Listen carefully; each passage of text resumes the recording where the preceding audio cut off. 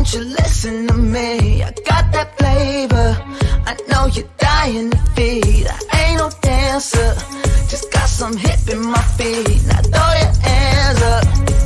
Ooh, you bring the lighter, I got the fuse. You make a fire, I'll add the fuel. Follow my lady, just watch the shoes.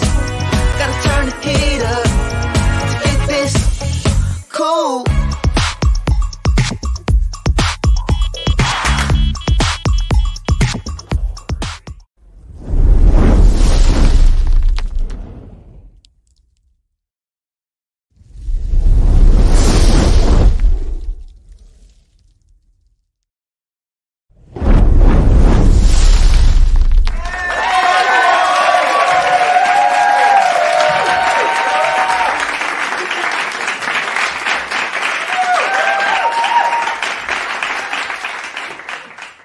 Have you ever been in an accident and you just weren't sure where to turn or what law firm to reach out to? If you're injured in an accident, you can check out Morgan & Morgan, America's largest injury law firm. So when you're seriously hurt, your injury could be worth millions. Morgan & Morgan doesn't settle for lowball offers. Just in the past couple of months, Morgan & Morgan saw verdicts of $12 million in Florida, 34 times the highest insurance offer.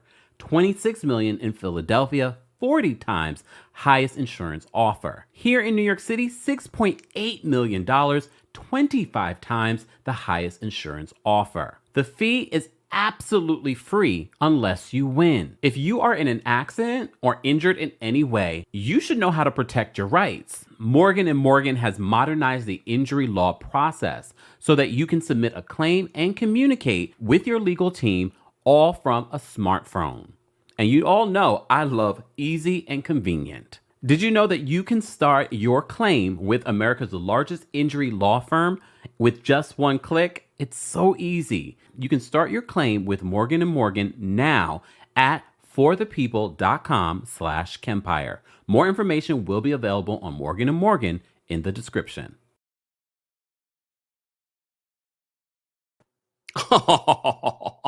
Welcome, guys. Welcome to our weekly recap of Summer House Martha's Vineyard. If you haven't already, be sure to like the video. Be sure to share the video. And as always, shout out to our channel members, our subscribers, and of course, our King's Guards holding us down. Please be sure to let me know if you guys can hear me loud and clear. Loud and clear. Hope you guys are having a fantastic Monday. Hope you had a fantastic weekend. Be sure to let us know where you're watching from as well. And more information on everything, including our sponsor, our Rose Forever, our other sponsor, and of course, more information on the Kempire After Dark live tour is available in the description. Okay, y'all. So you guys asked for her to come back. I was like, I don't know. No. I told her, I think after our Real Housewives of Potomac recap that we did, I said, you have to come back so we can do a recap of Summer House Martha's Vineyard. It's a short season, so, I had to bring her back, okay? So, for no further ado, okay, she is a mom. She is a entrepreneur. She is a podcaster. More information on our guests will be available in the description. But please welcome to the show, Taria Faison. Taria! Oh my gosh. I am over here blushing and so warm inside. Thank you so much for having me. I am part of the Kempire tribe and I love all the tribe members. I'm so excited. Taria, first of all, what have you been up to since the last time we spoke? Because a lot has happened, especially in Potomac. After I unballed myself out of the fetal position, looking at Potomac and thinking about Atlanta and how, where are we with our melanated housewives, I picked myself up off the floor and went on about life. So I started a YouTube page, which, I'm so excited about that. Still have the podcast going on. What else is going on? Podcast, come join us. And my son, my only son, is graduating college next month. Oh my God. Wait, this is the son that's in the OC? In the OC. And he didn't get to walk across the stage because of C19 before. So we finally get to watch him. So I'm already prepared to, I'm practicing like the triangle because I don't want my makeup to get messed up or whatever. But I'm just so super, super excited, and I'm so proud of him. And I can't believe I'm going to have a college. Well, my oldest, she is a veteran. She's doing her thing, and now I'm about to have a college graduate. But Kempire, I'm used to being home with my mans for most of the year because they be in school. Yeah. We leave doors open and stuff, and now they're about to be back in a couple weeks' time. Oh, I don't know. Wait, so he's not going to stay in the OC? No, he's not. He's going back. He wants to take some more classes next semester. So we're biting the bullet and sending him back. And then he's hoping in between that time, he can find a job in his field because he's in creative writing, production, all of that. So I'm like, you need to put the pedal to the metal. So he wants to be able to stay back when he goes back next semester. Yeah, but luckily he has a home to come home to. Yes, and we don't believe in the whole, oh, you're 18, get out, because we want to set them up for success. And we told them, if you need to come home and live here after school, this is your home. We want to set you up for success. Most definitely. Yeah. Well, you came to the Sold Out and you hosted the Sold Out Kempire After Dark show in DC. So we have to talk about what's been going on in DC, from Love and Marriage DC to Potomac. So Potomac has a lot happening. So by the time when you were here, did Candace quit yet? Because she quit before. She hadn't quit yet. All right. I want to know your reaction to all of that. Candace quit. Regular Robin was fired. And now we still don't know what NECA's status is. But NECA, we know, girl, you've been fired. And why are you playing with us, ma'am? Why are you playing with us doing all these interviews? My question was, I read that she has an African dating app. So when she was saying, you guys got to watch me, you guys got to follow me, I was like, is this something new? Has it started? But then someone told me that she already had it. So I'm like, well, then why are we just promoting it? Because we surely didn't see that on the show if you talked about it, right? I was a little bit okay. I didn't like how NECA came in. I was a little bit okay. All right, let's give peace a chance. But then when she started talking about colorism and Robin speaking of colorism and all these things and saying reverse racism and reverse colorism exists, I said, well, NECA, have a seat. We need to move on from you. We really do. I feel like her and Mia going to Atlanta to support her. I'm sorry, my opinion, was a stunt. You perform in stunts and shows now. Yeah. I don't want anyone without a job. I just don't want her job to be part of something that I have to view. So, well, word on the street is that maybe she's gunning for a position over at Married to Medicine. At the reunion, she mentioned that was another position that they were considering before taking the Real Housewives of Potomac. Would you like to see her on Married to Medicine? No. And another reason, I get that people move for these shows, but it would be obvious because you just bought it. You haven't even decorated the house in Potomac yet. You haven't even unpacked. You had the girls unpacking in your closet with LeBay, and y'all still didn't discuss what Wendy's mama allegedly said, even though that's your whole storyline when you had the person that told you right there. No. No. Okay. NECA, you're welcome. That the fact that we even made a moment of this review to talk about you. All right. Regular Robin admitted that she was fired. Your reaction? Immediately, I was like, oh, okay, so that's shade to Candace. And not just because I like Candace, because I used to really love Robin because I felt like she was regular Robin. And sometimes you need some of that on your cast when you have so much other stuff going on. And I really thought that she was beautiful, but I just don't like the way she's been moving. So when she announced that she was fired, I said, okay, so this is shade to Candace, because she basically said exactly what Candace said. A couple of digs at Candace. She's like, I'm not going to say that, I'm taking a break or anything like that. I'm just going to admit that. I was like, she's taking digs at Candace. And she's like, and I'm going to do it after the reunion. Because Candace did it before the reunion, which no one normally does. And let's be clear. Even if, let's go with, they were not going to invite Candace back. Even if that was the case, if she quit before that, then she quit. Yeah. Point blank, period. She quit. It doesn't matter. And also, I found it interesting. We already know that Robin talks to the bloggers. I'm being funny in group chats. If you notice, when she was leaving, she said it was really rude of someone to leak her information before she did. I know of someone who she DM'd and said she wasn't coming back. Oh. So somebody that you was sending messages to probably leaked it. So they get on Candace about her social media, running to but here you are, you're partaking in it. All of y'all are. You're just in the woods, like Kim Kardashian, that meme. But so when she didn't gain any respect from me just because she said she was fired. Girl, if you had came and said you decided to walk away, we wouldn't have believed you. Points. And I think that's probably part of the reason why she said what she said. She wanted to make it like she was a martyr, but we would have guessed that you were let go. We would have never thought to ourselves, we've been wondering why exactly you've been on as long as you have been on. Come on.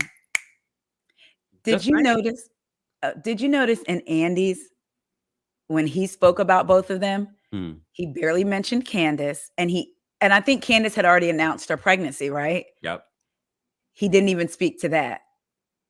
Oh, actually, I don't know if I don't know. No, I don't think she might not have announced it yet. No, he did, because he mentioned the pregnancy in his statement. Oh, so he did. Okay, so I missed that part because I was okay. See, I can admit I was so focused. Told me about it, but I still think that's right. I still think that he was upset about it. Me too. Like, oh, you're pregnant, and we're not going to be able to document that. Yeah.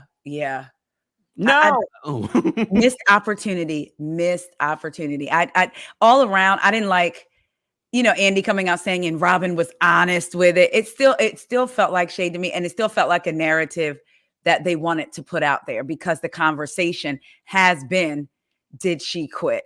Or has she walked away? Do you notice in that same comment where he was talking about it, he referenced Crystal Kung Minkoff's exit, and he's like, that is such a classy way that she did it, which said to me that he felt like the way that Robin did it, or Candace did it, or anyone else has done it in the past was not as classy.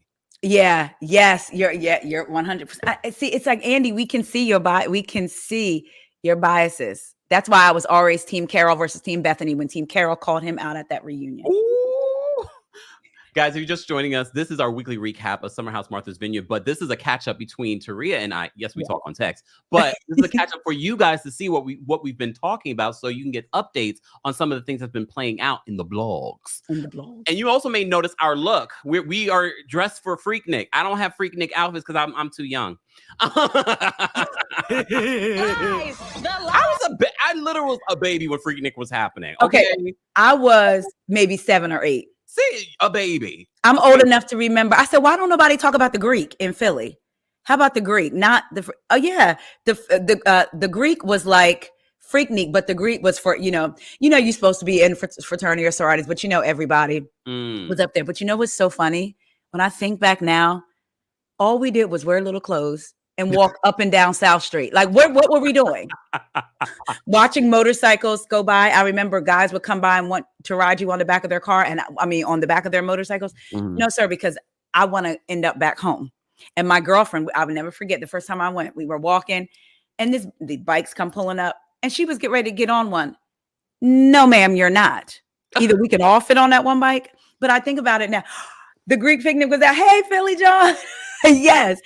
Nobody talks about the Greek. Yeah, the Greek was a big thing.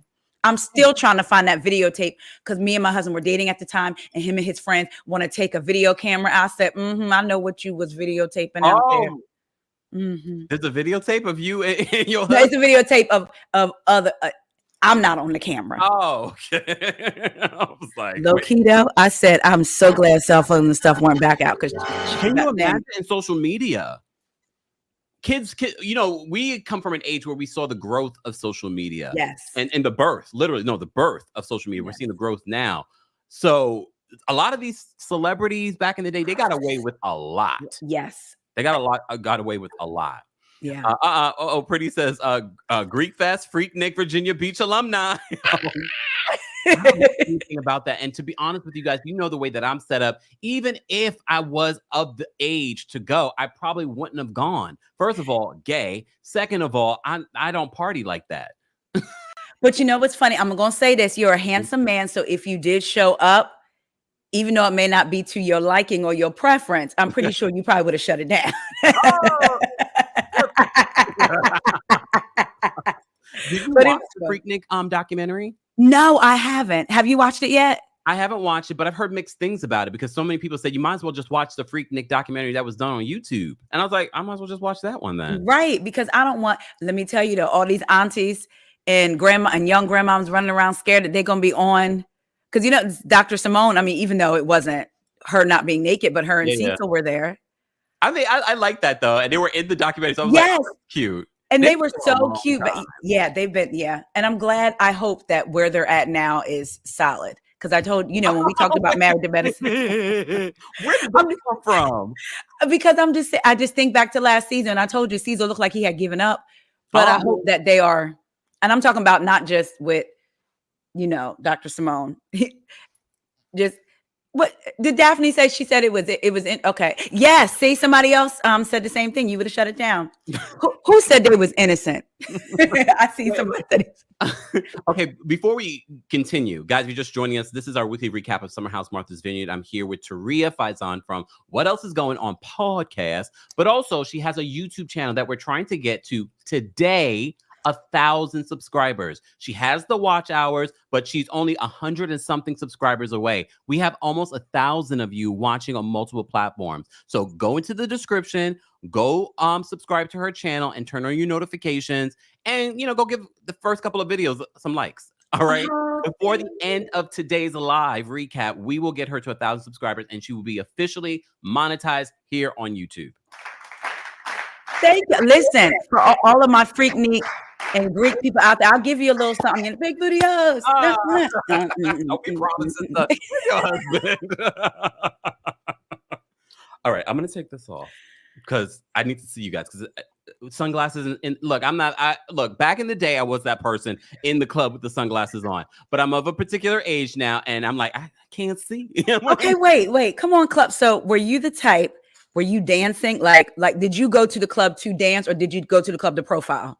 I went to the club to dance. I went to the club for the music. I didn't go to the club because I wasn't drinking. I used to drink a little bit back in the day. Okay. I really wasn't a drinker. I wasn't getting drunk or anything like that. Shout out to everyone that's subbing. I appreciate you guys. Yes, come on, Stacey. Come on, Dee. Come on, let me just highlight you folks.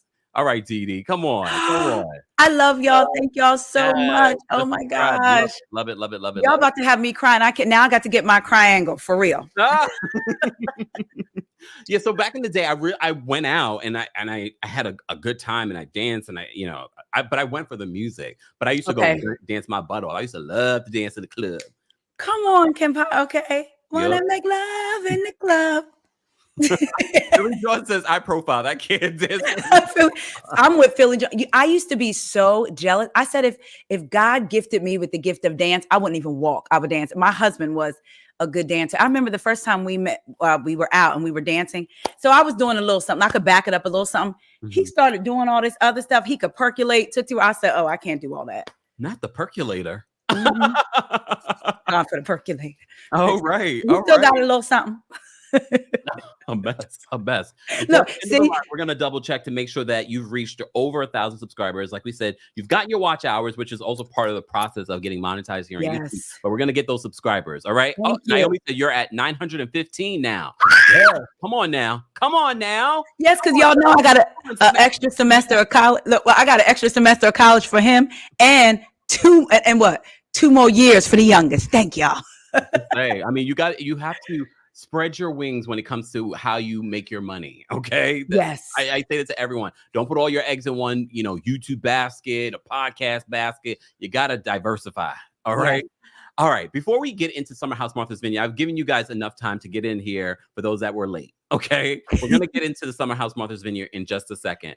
But there is news in regards to Real Housewives of Potomac that I wanted to hear what you have to say in regards to the newbies. Our friends over at TV Deets are reporting some of the updates. They did say that after reporting that Kiarna did not secure a position for the season, they came back at the last minute, apparently. Maybe they saw everyone being upset that Kiarna did not secure a bag. And well, now they're reporting that Kiarna will be coming back next season. We have no idea if it's a friend of or if it's full time. Your thoughts on that news? I'm excited. First of all, I don't have pretty bias, but I love a pretty woman. So I'm so excited to see her. But I was thinking about something the other day. People are saying make her full time, right? And then you hear the other side of the conversation where people are saying we don't know her enough, so we just don't need to throw her a wine glass, but we throw newbies a wine glass. If that's the case, then all newbies should start out as friends of. So if we're going to bring a newbie on, Why not bring somebody who has actually filmed with the cast and shown that she can film with all of them, make her full time? Definitely. You know, that's a really good point. And I'm one of those people that say when people are like, oh, make her a full-time housewife. I'm like, hold on. Me too. Hold on. I mean, the producers and the networks, they interview them. What's your storyline? What is going on in your life? If they see that there's something going on in her life that they want to share, great, do that. But if there isn't a lot, then keep her a friend of. I'm okay with her being a friend of. Yeah. And that's what I think it should be predicated on, because sometimes we'll say, well, we haven't seen enough of her, but we've seen nothing of a newbie, and they still come on. So I'm so glad. 9:59. Y'all don't know. I'm so excited. We're gonna get y'all 1,000 subscribers. Watch. I might drop into a split right here on this camera. Let me put my glasses back on. All right. That was not the only news in regards to Real Housewives of Potomac. We also found out that Kenya Moore is going to be joining Real Housewives of Potomac.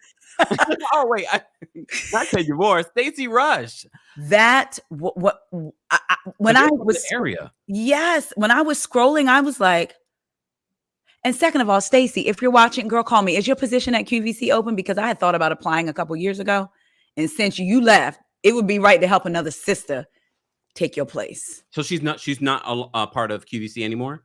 No, she quit. Oh, to do what? She said, "Stay tuned. We'll see you. I'll see you soon." Yes, she did say that. TV Deets did report she was sending signals possibly about starting Real Housewives of Potomac. I mean, her resume is stellar. I'm interested. Look, I know nothing about her. I feel for her because this fan base, specifically Real Housewives and Real Housewives of Potomac fans, are tough. But very tough. Beautiful woman, lovely resume. I'm here for it. I'm excited. There's something about her picture. I don't know what it is. So I'm going to go with my senses that tell me that she's going to come in hot, but I don't mean like a NECA hot gunning for somebody. Just like, this is my personality. This is who I am. And I feel, I don't know. I just feel something. So I feel like a little bit of a tingling. So I'm kind of like not excited for Potomac. That would be lying, but I'm a little bit more interested because I'm like, why are they filming so quickly already? Yeah, literally this week they're supposed to start filming. I think part of why they're filming so quickly because there is such a lull in content with Bravo. Yeah. Also, they want to capture everything that's been going on with Karen Huger and her DUI arrest. That's true. So I think they want to keep things on. I think they have a time frame in their mind in regard to with everything that's happening. Atlanta, we don't even know what's happening with Atlanta. What we do know is that Eric Fuller is no longer there. Allegedly. Wish you well, sir. May the Lord watch between me and thee. Oh, he's in New York though. He's on New York. Oh, okay. So we'll know who his friends are based on the edits that we see. Oh. Okay. Allegedly. You're so shady. All right. We're gonna move on from Real Housewives of Potomac. We're gonna talk a little bit about Love and Marriage DC's reunion wrapped this weekend. What was your thoughts on this season? Na na na na na na. Oh, hey, goodbye. I've had enough. I think the back and forth antics with the cast on social media is one thing, because sometimes we're like, oh God, did you see that? The way these YouTube interviews and YouTube shows are going with this cast, to me, if they were to make amends, in my mind, I would believe it's because you want to film a show and not like you guys actually made amends. And I will say this, Carlos King is like, when you hear some of them talk in these interviews, is it me? I'm the problem? Yeah, Carlos, it is. You're the problem. And y'all thought I was just hating on Carlos. Like, because when you hear them talk, some of them specifically about some of the things they've experienced with him, not just, it's like, okay, Carlos, you are the problem. That's what I think. Hi, I'm the problem. It's me. And can I say I felt for Joy? I did with her husband. However, there is something about Joy and Clifton that I do not trust. And I do believe that they refused to film with Sherelle and Black. I believe that I do believe that Joy can sometimes hide a little bit of a rock, or no, say it with her chest and her confessionals, but in scene, she says nothing. Without Even with her and Carmen, I didn't agree with Carmen turned like state's evidence as soon as you Mad Day came. But I will say two things can be true. We always say that. Yes. We never did see Joy defend Carmen while Carmen was there. You're walking away. As these ladies are interrogating Carmen, you're walking away. If that's your best friend, you're not walking away. You said it to Arena one-on-one. Arena's your girl. But now you have Ashley, you have Winter, you have all these ladies here. Say to them. And I also do believe, I know Carmen may not have had a boyfriend the entire time, but I do believe there became a point when she had a boyfriend. Y'all went on Below Deck with her. So there's something distrustful to me about Below Carmen. Deck was filmed March of 2023.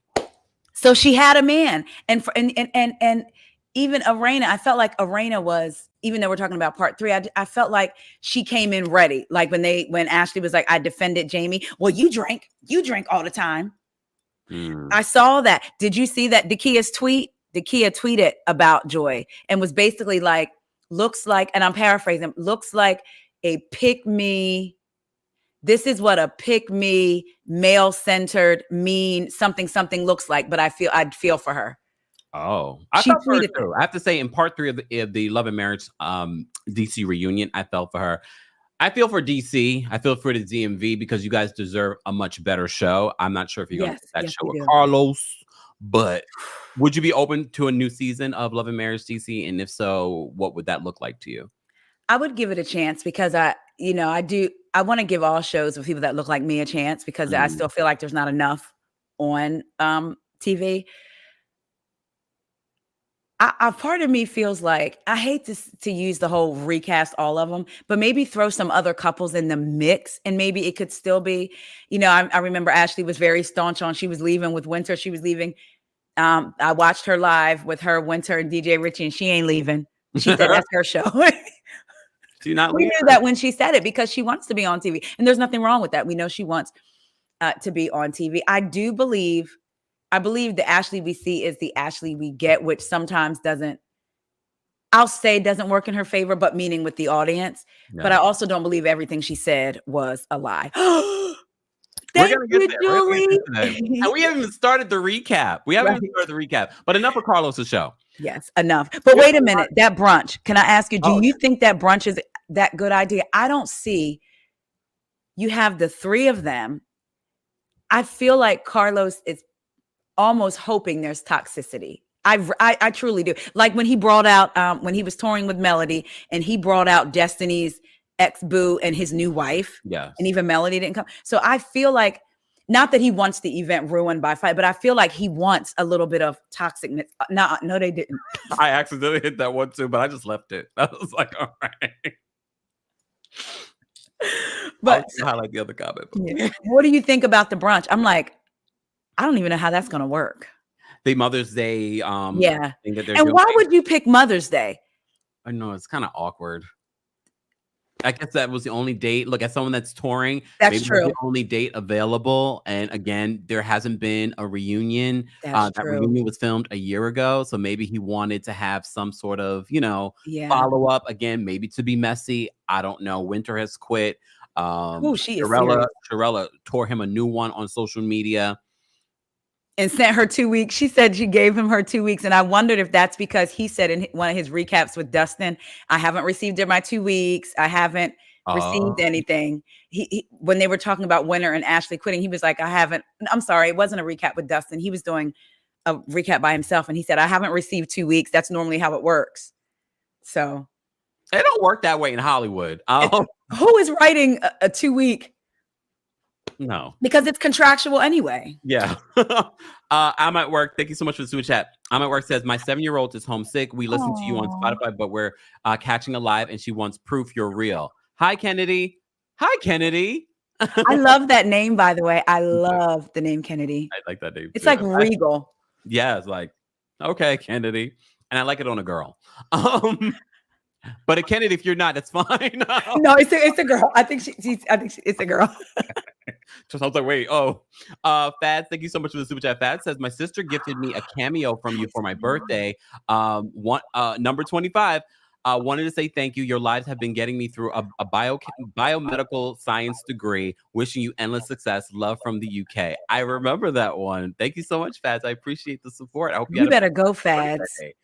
Yes, guys, I'm on Cameo. More information available in the description. If you're just joining us, I'm here with Taria Faison from What Else Is Going On podcast and YouTube channel. All of that information is available in the description. We are trying to get Taria to 1,000 subscribers before the end of our Summer House Martha's Vineyard recap. So before we get into it, and we will put the timestamps for those of you that don't want to listen to this other part, but I think you want to listen to it all. I'm just saying.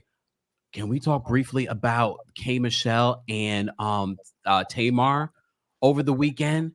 Did you see what played out? Yes, I did. And the unfortunate thing with someone like Tamar, you have a reputation, my dear. So even if you weren't talking about K. Michelle, the fact that if we remove K. Michelle completely, you still had to bring in a negative aspect in what could have been a positive, uplifting conversation. And I had texted you and said, I appreciate it when you did your initial breakdown. You read what she said about why she didn't join the Real Housewives of Atlanta, because she's not going to argue with another Black woman. But here you are tearing down other Black country singers. And Black country, ma'am, it's just country. Let's be clear. And I get what she was saying, so you bringing a negative into it leaves it open to interpretation. So of course people thought K. Michelle, it couldn't be Monica because Monica hasn't put anything out unless you just said that off the top, but you were thinking about Monica. But I just feel like thinking about Kandi, because remember Kandi did a little foray into country briefly, right? But she's also had beef with Kandi. Yes, that's right. So but either way, it's you again throwing a rock and hiding your hand. And just, I mean, it speaks to who at this point, it speaks to who you actually are. Yeah. Here's the thing for those that don't know what we're talking about. We're talking about Tamar Braxton. She did an interview with my friends over at We Sound Crazy podcast. I see Phillionaire, who is a producer and he's also on the podcast, came out and said, you know, that's not what she never mentioned anyone's name. We also, and I saw this too. Mind you, I know stuff. I watched the interview and I watched it again and then I watched it again and I'm saying y'all didn't even see it. I don't think you guys, but that's the thing about doing what we do. Sometimes you don't notice what people are going to pick up on and sense, and especially because I don't believe these guys are fully aware of Tamar's beefs and the stories. Mm-hmm. So I understand why if they had known or thought that, they would have taken it out. Because they also brought up K. Michelle. They brought her up first. And I was like, so it was almost like even if you may not would have thought K. Michelle, we heard the name K. Michelle from them, and it just made sense. And they've worked with K. Michelle, and he posted that in his Instagram story that they've worked with K. Michelle on the song Tennessee. Mm-hmm. And I'm thinking that as I'm listening to this, and they even say to her, "Do you want to mention who you're talking about?" Yes, she said of a couple of people that have taken a foray into Black country music and things like that. Girl, I knew exactly who you were talking about, and now you want to act all innocent. And even if you weren't talking about K. Michelle, you were talking negatively about someone when you were trying to be positive in this moment in regards to what Beyonce was doing in the realm of country music and the doors that she's opened up for these other country artists that you couldn't even name. And then you got them all mixed up. That girl with the, she's part. They had all the people mixed up, which is fine because some people are just getting familiar with these country artists. But then you came into with a negative thing, and then you wonder why people are like, "We see what you're doing here. You could have kept it at. I like what they're doing. I like that she introduced me to all these new singers. I think this is fantastic. Period. You're mad when people are like, "Who are you shading?" Yeah, because it's someone. And yes, you have the right to say. You have the right to freedom of speech, and we have the right to say we don't like this, we don't like that. But is it expedient? Is it going to help the conversation, or is it going to cause chaos and confusion and assumptions? So it's not always expedient to say what you're thinking. You could have saved that for your conversation with your girlfriends at your kitchen table. Just saying. At her and Benny Yang's kitchen table. I think they broke up. I think they've broken up yet again. Her and Banging Yang Yang Man. He over there with Tommy? Okay. Oh, maybe. All right, let's move on because I know why you guys are here. You're here for our Summer House Martha's video, or maybe you're just here for the Kiki. If you haven't already, be sure to like the video. It's an easy and free way of supporting not just my channel, but other channels like Taria's channel. If you haven't subscribed yet, we're trying to get her to 1,000 subscribers. Can someone check to see where we're at in the number over there? Let us know when we hit 1,000. All right. Let's talk about Summer House Martha's Vineyard. Before we get into this particular Let me pop my collar. Let me put my sunglasses back on. Based off of the first 5 episodes that you've seen so far, how are you feeling about season 2 of Summer House Martha's Vineyard? I am loving it. And I know that sometimes people compare it to the regular Summer House, or sometimes people say they're not doing enough. It's okay for Black folks just to be lounging around the house, laughing, kicking. I like watching us. I like watching them in their bonnets. Nick in his wave cap, because I love a wave cap. That's my husband's lingerie. I love him in a wave cap. That's his lingerie. Yes. When he puts it on, I'm like, oh, so you put on your lingerie tonight? I love me a wave cap, some Timberlands, and a throwback. All right, but anyway. Oh my God. It is the Freaknik episode. Okay. I like the honesty. But I love just seeing them, even if I don't agree with all of them. Yeah, thank y'all. Even if I don't agree with, their situations, and certain ones I don't care for more than others. I love seeing them all in the house having real conversations. I just love watching them, and I wish that more people were watching. We're 1 subscriber away. Who's that 1 subscriber? Who's going to be the 1,000th subscriber? Child, am I subscribed? Let me see. And Replay Crew, even when we reach over 1,000, that doesn't mean anything. You should still go over there and subscribe. All right, go over there and subscribe. All right, I know. By now we are officially at 1,000 subscribers. Congratulations to you, Taria. Thank you, Kempire. Thank you so much. Oh, thank you, Julie. Julie says we're at 1,000. Yes, Julie. Thank you. I hope I don't disappoint y'all. I really do. But y'all can let me know. Not that I disappointed y'all, but Who is standing out for you this season in regards to Summer House Martha's Vineyard? The first Noelle. Noelle. Why? She, to me, has managed to seamlessly integrate with the group. Mm-hmm. She doesn't look like she's trying to be the voice of the audience. Sometimes these people come on these casts, they've looked at the comments, oh, the audience wants to see this type of person. She seems like she actually has a good heart, because let me tell you something. She had the patience of Job with Summer this episode, because I said it now, if Noelle had slung her every which way but loose by those TLC silk pajamas she had on, she would have knew something. So I said Noelle has seamlessly come into the cast. She's been vulnerable with Nick. Yeah. She's been funny. She's trying to keep the peace. I feel like she keeps conversation moving in an authentic way. I really like Noelle. I have to say, I like Noelle. I like her as an addition. For those that take a shot every time, no, not a shot, do something. Anytime I talk about me going to the Summer House Martha's Vineyard premiere party, but I went there for a reason, to get tea. I'm a hater because I would have loved to go and take me next year. Next year. It'll be me, you, and Brooke. Yeah, come on. But here's the thing. Everyone at that party were telling you got to watch out for Noelle. You got to watch out for Noelle. So I try not to listen to people. I was like, let me see for myself. So far, what I've seen of Noelle, I really do like, and I see why they were giving her such glowing reviews on the season. Okay. All right. And she's not messy like, Shanice, but she's still fun. Yes. And I feel like she's just, yes, I want to be on TV, because I feel like the whole her and Summer friendship was so I can get it in, which, to a point, like referencing Love and Marriage DC real quick, Sharella said, to a point, we're all opportunists because we all want the opportunity, right? So I feel like Noelle took that opportunity, but I just feel like she's not coming in trying to make a space for herself. The space she's not trying to light up the spot. Wait, what is it called? She's not trying to hold on. Oh, I had it. Wait, I can't remember. It was so cute. It was a saying too that I wanted to say about her, but she's not trying to fit in. She's just, the space is just already there made for her. Herself. And I said, come on, body. when she was in her little thing, I said, come on. I was at the gym. I was like, all right, let me skip a step on the stepper so I can. Said, come on. This show is motivating. Okay. Oh my gosh. Yazzie says Summer and Jordan just needs to be locked in a room together so they can have a pout off. Child, between if they were locked in a room together and Milo, they would tear that room up. Penny says, I love Noelle, but the whole crying over Alex was whack.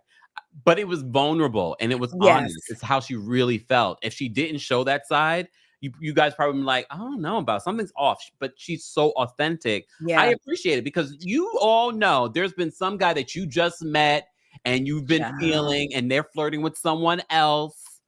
And you went home and you cried, but no one knows because you're not on camera. Stop trying to act like you all hoard. And when I watch that scene, so I'm looking at the conversations, of course, surrounding the show. And there part of me is like, oh man, why did you even tell him? But there's another part that's like, but then we always say, women, own your sexuality, own who you're attracted to, let them know, go after what you want. She did. And Alice kind of like played her a little bit, I feel like. But I loved when you had Alex call into your show because it talks about the definition of an F-boy. To me, if somebody's up front with you, is he an F-boy? I don't necessarily, if he's not lying to you and he's told you what it is, because he told Summer what it was too. So, and I like Noelle, but I kind of got where he was coming from when he was kind of like, she didn't already put us in a thing. Like, you mad because I'm flirting? But like you said, I appreciated her vulnerability around it. And when Alex called in, that was so good. Sort of like, I don't see Alex as an F-boy. That just seems to be a narrative. And that's a thing with social media. People will start saying something and then another person will say it and another person will say it. That doesn't make it true. Yeah. And based on what we are watching, I don't get that vibe from Alex. He's the only single one in the house, which is a part of the problem for this show. Ooh, come on. You're like, I don't know about this show. I think because everybody's in a relationship besides Alex. Yeah. And Noelle. Yeah. Well, I guess Summer too. And Summer. And what's the other one? And Jordan and Shanice. Oh yeah, he's the only single guy. Okay. Yeah. And they need to even it out. Bring Phil. Okay, thoughts on Phil? Because Phil and Mariah, they have been a topic of conversation, and now they make an appearance this week. Okay. First of all, I want to say that Bria, I tried with Bria. I have tried. She pisses me off. I have tried. And we're going to reference your show again when she called in before season 2 started and said she was okay with Mariah. Mariah was in a group chat. By the way, y'all, we need to start a petition for Kempire to host a reunion. I'm not even just saying that because I think he's great and he's my friend, but he always knows the right questions to ask. You specifically asked her. It's almost like you knew somewhere down the line. You said, if you were to get a season 2, would you be okay with Mariah coming back in the house? And she just talking. Yes, I've said it in other interviews. So now we have to watch you act like you're so triggered by Mariah. I love you too, Sasha C. And you're gorgeous. So now we have to watch you act like you're triggered when she said on your show that she was good with Mariah.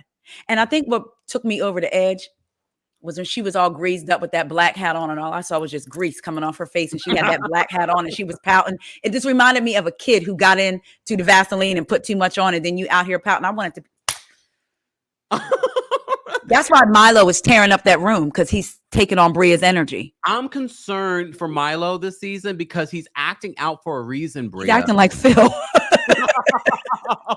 Can we talk about Phil? Because look, I saw Phil in a different light in the sunlight. Like he's cute here, but I saw him in the sunlight. I said, Phil's kind of cute. And what I loved about that scene with the men, when he said, I'm sorry, I was trying to be, I thought like an expensive bottle of tequila. So I'm trying to be cool. I've done that before where you apologize, but make yourself the victim so people feel bad for you. So you're like, I was trying to be cool for y'all. I love how they deaded it right there and was like, nah, you can't blame the alcohol. And he was like, oh, I'm not. And Preston said, but you are. I love how they made him take accountability for his actions right there. I really appreciated them being like, nah, we just not going to let, oh, you good, man, you good or whatever. No, we going to say it to you. Yeah, we're going to brush over it. Phil wants to be on TV. But here's the thing. I think we want Phil on TV, or do we? I will say, last year, it turned me off. It was such a ick. I think what pushed me over the edge was him pooping in that toilet and not flushing. That to me is just like, but I'm willing, because I have a forgiving heart, I'm willing to allow, look, like it's my choice, to watch him on this show to see what he brings. Is Bria in love with him? Okay, I mean, it's her friend. It's her and Shanice's friend. He really wanted him to be on the show.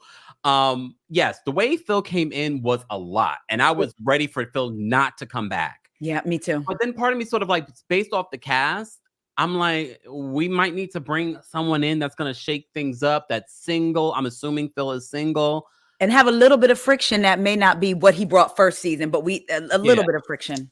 Yeah, and maybe have a bond with, one or two of the guys. Okay, we'll get back to Phil in a second. Yeah. Producers, post-production, I met y'all at the party. Thank you so much for that opening scene of Amir stretching in the underwear. That was fantastic for me. I'm about to close my camera.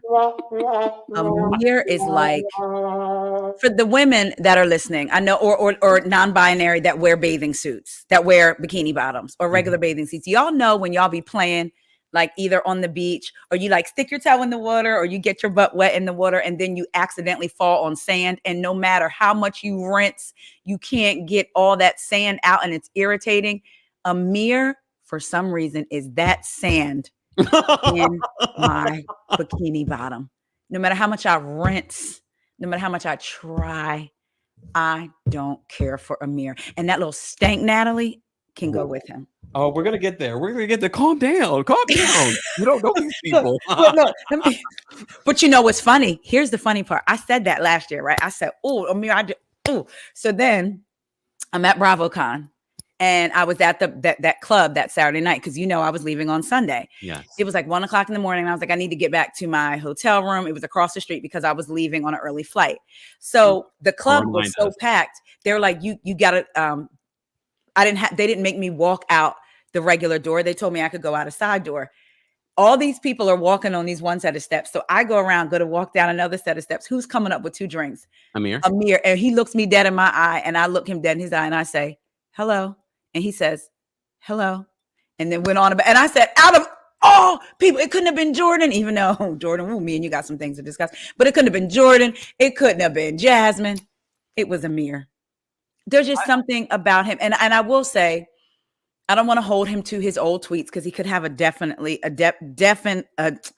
thought pattern now. People grow and we shouldn't hold them locked to their past. But there's just something about Amir.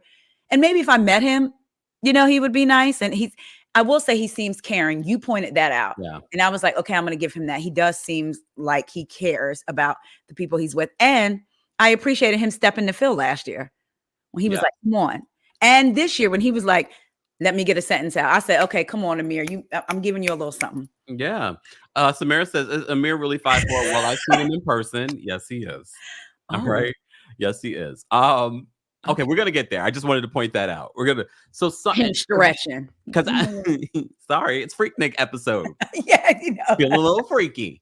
But no, Summer has a conversation with her grandmother, and we learn a little bit more about Summer's history. And I think it's important, and I know this is exactly why the editors put this together the way that they did, was because they wanted to give context to what we see later in the episode with Summer. So we find out that Summer doesn't have a relationship with her father, partially because the man that she thought was her father wasn't her father.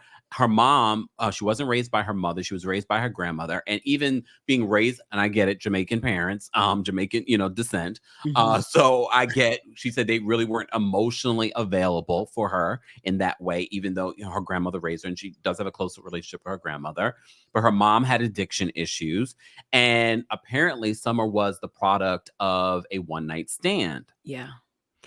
And so now she's having feelings, and she doesn't feel like she has the support system in regards to her friends. And then later on in the episode, she points out that she would like to have like a lighthearted friendship with Shanice and Bria and Noelle, because the friendships that she has right now with Jordan and Preston are very heavy because everyone's going through something. So we see this conversation. Did you have a reaction to this conversation, learning a little bit more about Summer? Did it help you resolve your issues with her at the end? It helped me understand her better because I am a firm believer in not for a nosy reason, but when you know someone's past, Yeah. you can kind of understand where they're coming from.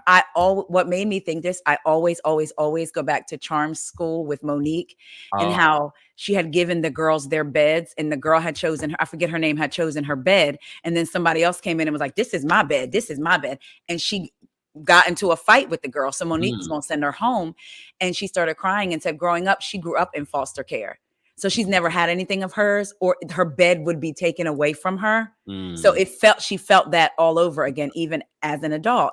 So when I looked at Summer, I was like, man, I can see. And even I know we're jumping ahead, but if you notice at Preston's event, her grandmother texted her and said, I miss you. And I know that was probably weighing on Summer because here I am trying to relax, really, at least have a good time. And my grandmother is missing me and depending on me because she says, I miss you too. I'll call you later. And I was like, she's dealing with all of these emotions. The other side of my brain, and it's easy to say it when you're not in it, was like, the fact that she recognizes it is a good thing. And the fact that she understands she needs an outlet. But at what point do we then take steps so that the behavior changes? Yeah. Her saying that about Jordan also lets me know Jordan is probably a heavy friend without the hair stuff. I mean, based off what we saw of Jordan last season and what we're seeing of Jordan this season, I rewatched a little bit of last week's episode and watching Jordan's reaction when Jasmine announced that she was pregnant. Did you know her face? The look on her face. And then when she said in that confessional, Jasmine's first baby, Silas is, I mean, I assume, I said that to me. I'm not trying to be shady. You are. You definitely are. I felt like regardless, we all, I'm sure, have encountered friends who get with somebody, get with a man, and they act X, Y, and Z. But if you know your friend and if you were friends all these years, there's a way that you can have a conversation with her, even if you created a little distance. But I do feel like they were kind of putting it in Jasmine's face also, like, nah, you ain't close with us. You ain't close with us. And then when Jordan is called out for doing the same thing, it's an issue. And then when Alex was reaching out to her last week at that table and anything else, it's like, turned it on him. Girl, come on. So, but I appreciate Summer for being vulnerable. She didn't have to tell us all of that in the confessional. So I appreciate her vulnerability. Yeah, she was very vulnerable in this episode. Yeah. She gave a lot of context. To me, she felt very self-aware on why she is the way that she is. And look, it's one thing to be self-aware about how you are versus how you actually act on correcting that. And I feel like she doesn't act on correcting that proactively. So before we get more into Summer, because really the end of this episode is all about Summer and her blow up. But we do have Preston. It's couples weekend. Everyone is coming, including Preston's boyfriend, who I also met at the party here in New York. Preston's hosting a cocktail party for everyone. And Jordan is planning the Freaknik party. All right. Jasmine talks about, because we're going to get Phil to come back, but we're also getting Mariah to come back. And apparently the fact that Jasmine had to tell Mariah last season that you got to go home because of everything that went down between her and Bria being shoved. However, people point out a lot in this like last night's episode. Bria, why are you so upset when literally Summer got physical with you last season? She put hands on her. I'm like, she made contact with her. Yeah. But you're okay with that. And she wasn't kicked out. What was that about? It was very much it was a lot. Mm-hmm. But Jasmine says that situation tested her friendship with Mariah. And for me, that was surprising because it wasn't Jasmine's fault, but maybe Mariah felt like Jasmine should have said and did more. What do you think? I think Mariah felt like she should have been included on the conversation. You're my friend. Mm-hmm. You should have been like, hold up. I'm bringing Mariah in here and we're going to talk to her.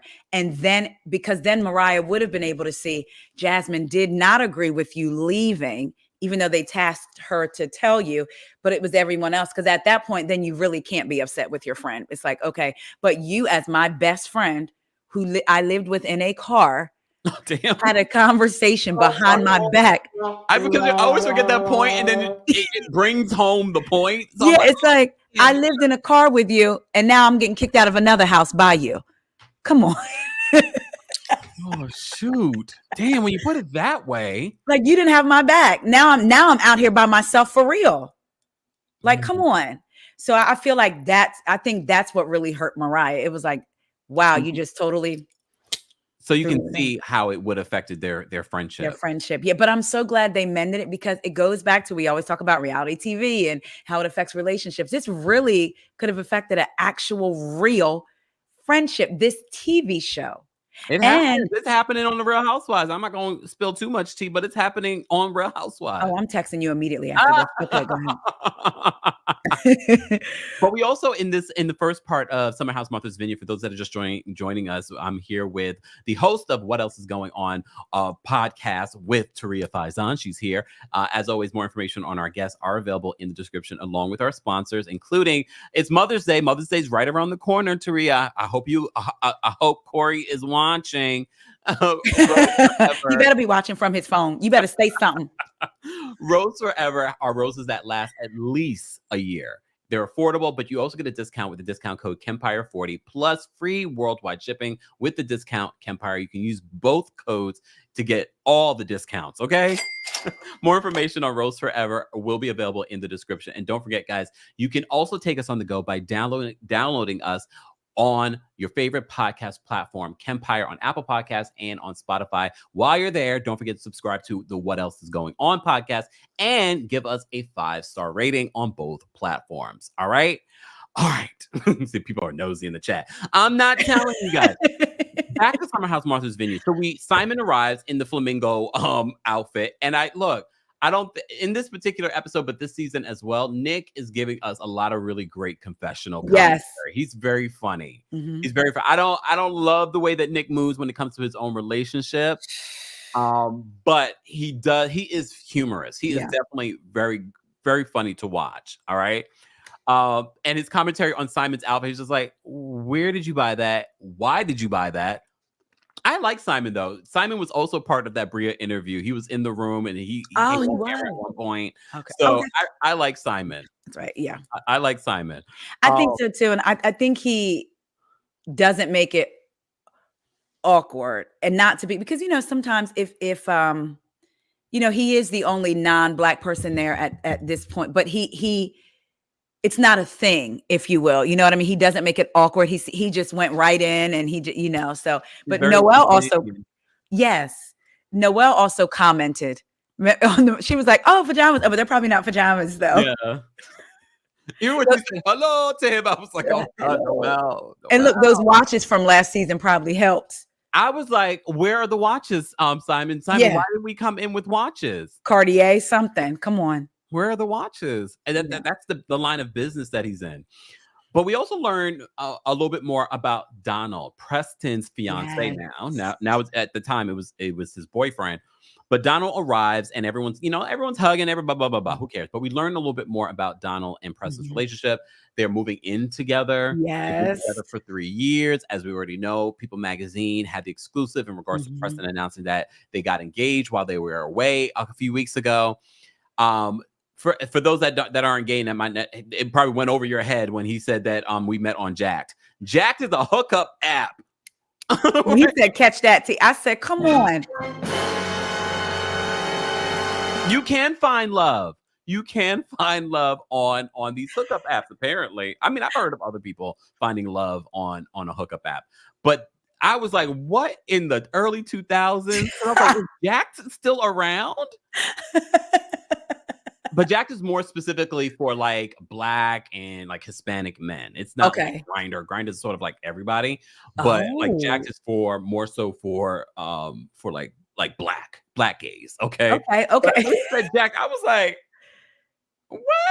Okay. And 3 years later, they in love. I mean, well, engaged and moving in together. Well, I guess they've already moved in with each other. So that was nice. It was nice seeing Donald. Sidebar. Yes. I love his smile. Beautiful smile. Good luck on Jack Kempire. Woo, woo, woo. Heather, I was going to say, really? Maybe we send some messages now. What's going on right now? Y'all think Kempire got a man at home, just like Shantae. Kempire got a man at home. I love that song. So we get to know a little bit more about Donald. What did you think about Donald and Preston in this episode? I liked seeing them together. I felt like you could see the love. I felt like Donald has a beautiful smile. Preston has a beautiful smile. I said they lighten up the whole room with them smiles. You could tell they were really happy to see each other. And I would like to see more of them, even though I know it's supposed to be fun, this, that. But I liked seeing them together. And Preston, to me, seemed like he was more at ease. Yeah. Like, I don't know. I just felt like because he's not the only gay man in the house. Yeah, yeah. Because can I go back to something? Yeah. I think it was 2 episodes ago when they mentioned Phil, and he was like, I'm not okay with that. And then he went outside when Amir was cooking and he was crying. Yeah. And he felt the emotion. I knew even though it wasn't, I haven't felt that emotion for that reason, but I have felt being the only one, the only Black person, or being in a room full of Black people, but they look at you a certain way because you maybe speak a certain way, and it hurts because this is your community. And I love you. Because I speak a certain way, you already have this depiction of me, and it makes you anxious being around sometimes the people that look like you that we don't talk about enough. So I felt exactly what he was saying, and that energy that Phil was giving, soft, this, that, it was like, and I feel like he just went back to, he probably was teased, maybe bullied, for.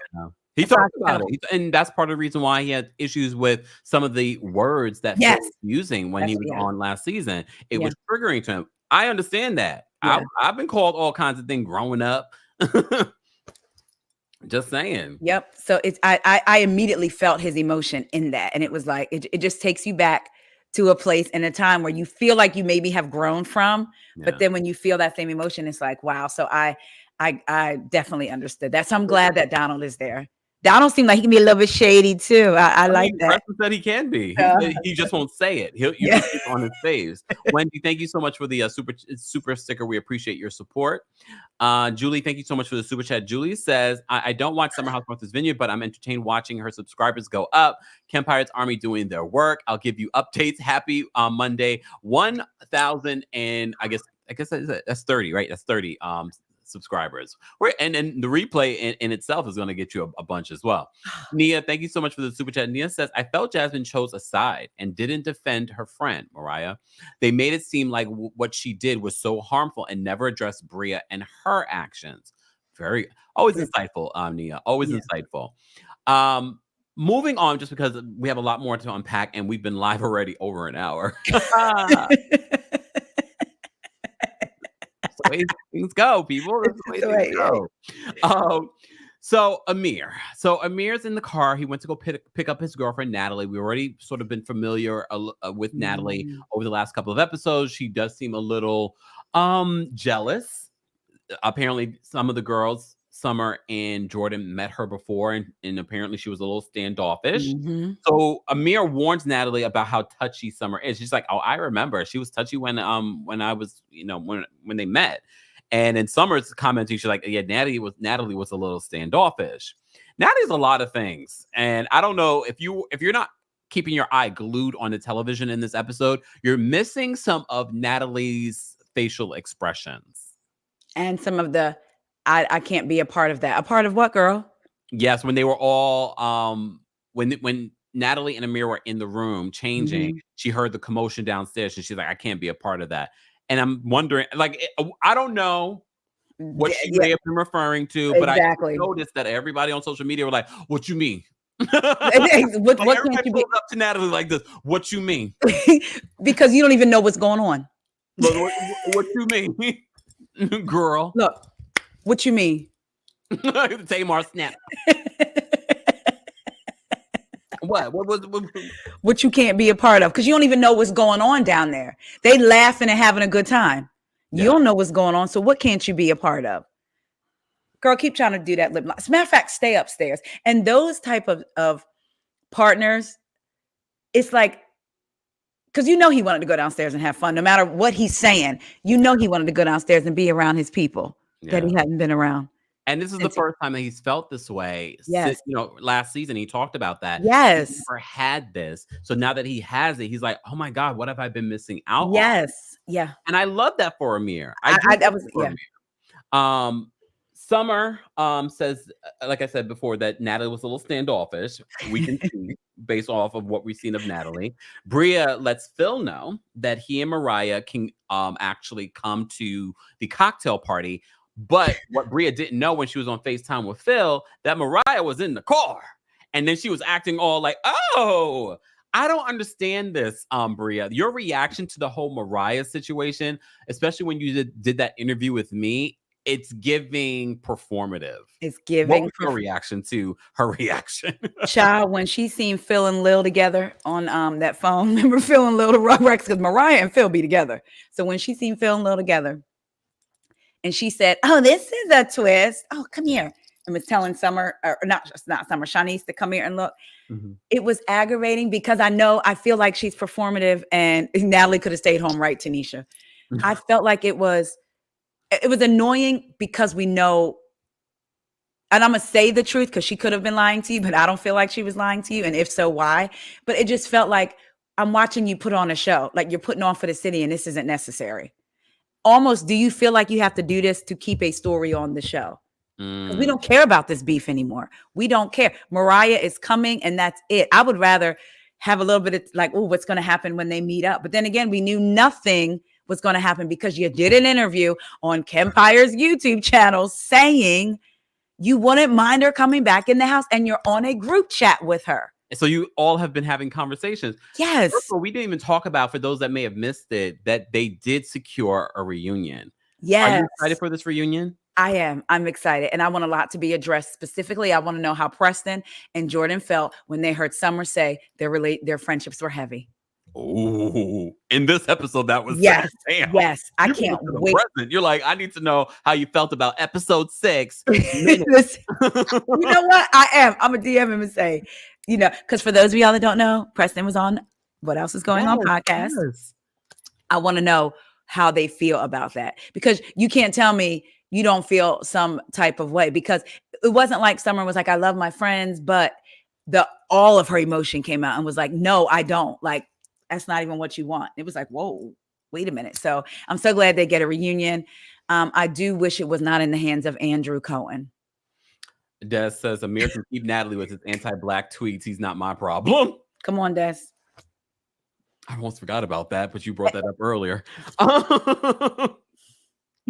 All right, we will get back to Amir right now. So Amir says that this relationship with Natalie is his most serious relationship, and that was all I needed to hear because it explained why he was acting like a lost puppy without her, why he acts the way that he does with her. He's never had a serious relationship. He's very stunted in his growth, and in all areas. I don't say that lightly because he's not 16, y'all. He's not 18. He's not 21. He's 27 years old. At this point, he's like 28. So he is a little stunted, which is fine. Everyone grows up in different environments, but it explains a lot, especially his relationship with Natalie. So I will say this though. He does make me laugh in his confessional. Some of his naivete, yes, kind of funny. At one point, he says that because he's talking about Natalie and how fantastic she is, and then he says that she's a badass bitch, and he was like, "Oh wait, she's a badass chick."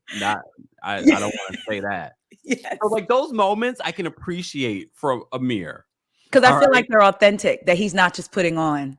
Yeah, like, this is really you. Oh yeah, I really do believe that from him. But what I can't believe is when he says that he told Natalie's aware. Come on, that every woman in the house, were interested or expressed interest in me, and then he highlighted the Shanice situation. Okay, Shanice, yes, I hear you, Twitter, Shanice, but that's not the whole house. It's not the whole. That's one person. He started to make me call him out his name. And there wasn't even that much interest. No, it like because she was more into Alex. Yeah. So when he said that, I was like, "Oh, you set old girl up." There was a part of me that not felt bad for Natalie, but I was like, "Oh, she coming in this situation thinking All these women want my mans. All these women want my mans. No, ma'am. Yeah. Dame Bit thought more about Amir.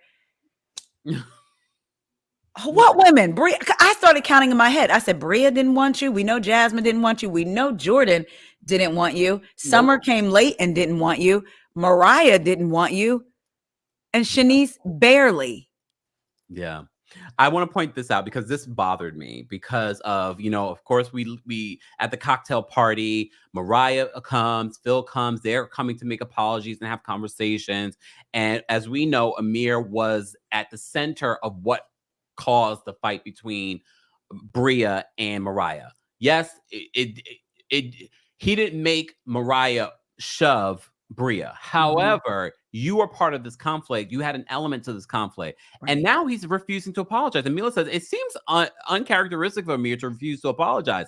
I thought so too. What was your reaction to Amir saying, that's not why she was kicked out of the house. I don't feel like I need to apologize to anyone for anything. I was wondering why he felt so strong. It was like his whole tone changed and was like, no. And I feel like that was guilt talking. Like you now see how it really did affect Mariah. Maybe you just thought it was, oh, she's going home, but it clearly really affected Mariah and Mariah and Jasmine's relationship. When yes, we know it's not your fault, but had you stepped in and said, yo, it was my bad. I'm sorry. I did it. It could have de-escalated that situation. So I felt like it was a little bit of guilt, like his way of almost convincing himself, I don't need to apologize because it wasn't my fault. He's probably saying, I didn't put hands on Bria. It wasn't my fault. Because his whole attitude, I was like, whoa, okay. Explain to me, though, because when I saw Mariah at the Summer House Martha's Vineyard party, keep rubbing it in. Go ahead. Take a sip. But no, I'm giving you guys see why I'm sort of like, okay, so that's why at the party, they were still sort of contentious. However, at the bar, they ended up being at the bar at the same time and they hugged it out. I don't know if he apologized because they did show text messages because Mariah demanded that he make a public apology. Yeah. Do you think that apology to Mariah had to be public? Even though I'm going to use the term disrespect, even though I don't think it was necessarily disrespectful. It was more of maybe shady, but what you did was public. So yeah, your apology should be private and public. Because you did it publicly. You had no problem dipping your head into the kitchen admitting to Jasmine, who was in the kitchen, Jasmine, Silas, and I think that was it Summer? Someone else was there. I can't remember. Not Summer. Was it Shanice maybe? And admitting that you did it as in a ha funny.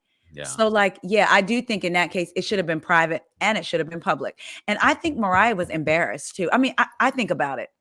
I'm getting kicked out of this house. And I'm on TV. It's embarrassing. It is embarrassing. And I lost my cool. And I don't normally operate like that. But I'm missing my son. And, yes, she's all into that stuff. So she was probably missing her son. She admitted she only knew Jasmine was her closest friend. And Jasmine was Mrs. Stepford wife. So Mariah was basically on her own until, interesting that her and Phil bonded. That's what was interesting to me. Like they bonded over getting kicked out. You know what? That's true. But even before then, when he went into her room, it was like they had oh, you can come in, you can use my bathroom. But so I'm thinking all of these things, Mariah, and you couldn't even take the time to be like, I'm sorry. Yeah. So. And like Amir said, it does feel very uncharacteristic because he does seem very empathetic. Yeah. So I wonder if some of that is producer driven versus him really not wanting to apologize. Because I was actually surprised. I was honestly surprised that he wouldn't just be like, I'm sorry. While Phil was making his amends. Yeah. I was very surprised by that. Let me just say thank you. People be people, and thank you so much for the super chat. They say the way she ran back into the room to check herself when Jordan came around had me cackling. Clock that T, because yes. I love it when you guys point out these things. Wow. She did. We both have on brown. Oh, that was so weird because Jordan didn't want Amir. Nia, thank you for the super chat. Nia says Amir's choice in partner speaks a lot to his character. This is why he could never connect with his black side. He doesn't even see the signs. Sad. I know that people, or he doesn't want to see the signs. Yeah, that's true. Because remember, he's had a season with these people. Now he's developed friendships with these people. I'm pretty sure he's probably seeing things about it like, uncomfortable. I'm just saying. Right. I don't think he's as naive as he plays to be. Julie, thank you for the super chat. Julie says, sidebar, prayers for all affected over the weekend with the tornadoes. I literally saw a video over the weekend, and I was definitely shout out to anyone affected by the tornadoes in the Midwest. Julie says, I grew up 30 miles from Midden, Iowa. There we go. Which was destroyed, and parts of my hometown, Omaha. I'm so sorry to hear that, Julie. Yes, Julie, and prayers up, like you said. Definitely. Mother Nature's been mother naturing since 2024 started. Listen. Whew. Miss Esquire, thank you so much for the super chat. Miss Esquire says, when you are a Black person in an interracial relationship, you have to be sure your partner is not threatened by being the racial minority in a group setting. You love a Black man, but not Black people. That is a good point, because they are going to be the minority in situations. A lot. Yes. Or maybe not. We don't know what his circles look like. Oh, you know what? Yeah, because if he was raised by his mother's side. Well, I guess. I hope you guys ask these questions of Andy Cohen for the reunion. Oh, the fact that it's left into Andrew Cohen's hands, Shout out to Joe Mendoza. Joe Mendoza retweeted Andy's question about the reunion. He's like, what did he say? I can't remember for word, but he was like, how can we have Kempire host the reunion? I was like, Joe, do I need to go retweet that? Because I've been saying this. Didn't I retweet it? You asked all of the questions that we need to know. And I think you would be very unbiased. Even if you had a favorite, you wouldn't show it. I don't have a favorite, though, on this cast, to be honest. Even though Bria thinks that she's my favorite. She told me the part. She's like, I know I'm your favorite. Girl, if you don't little girl. See, I was getting ready to get disrespectful. I was like, sure.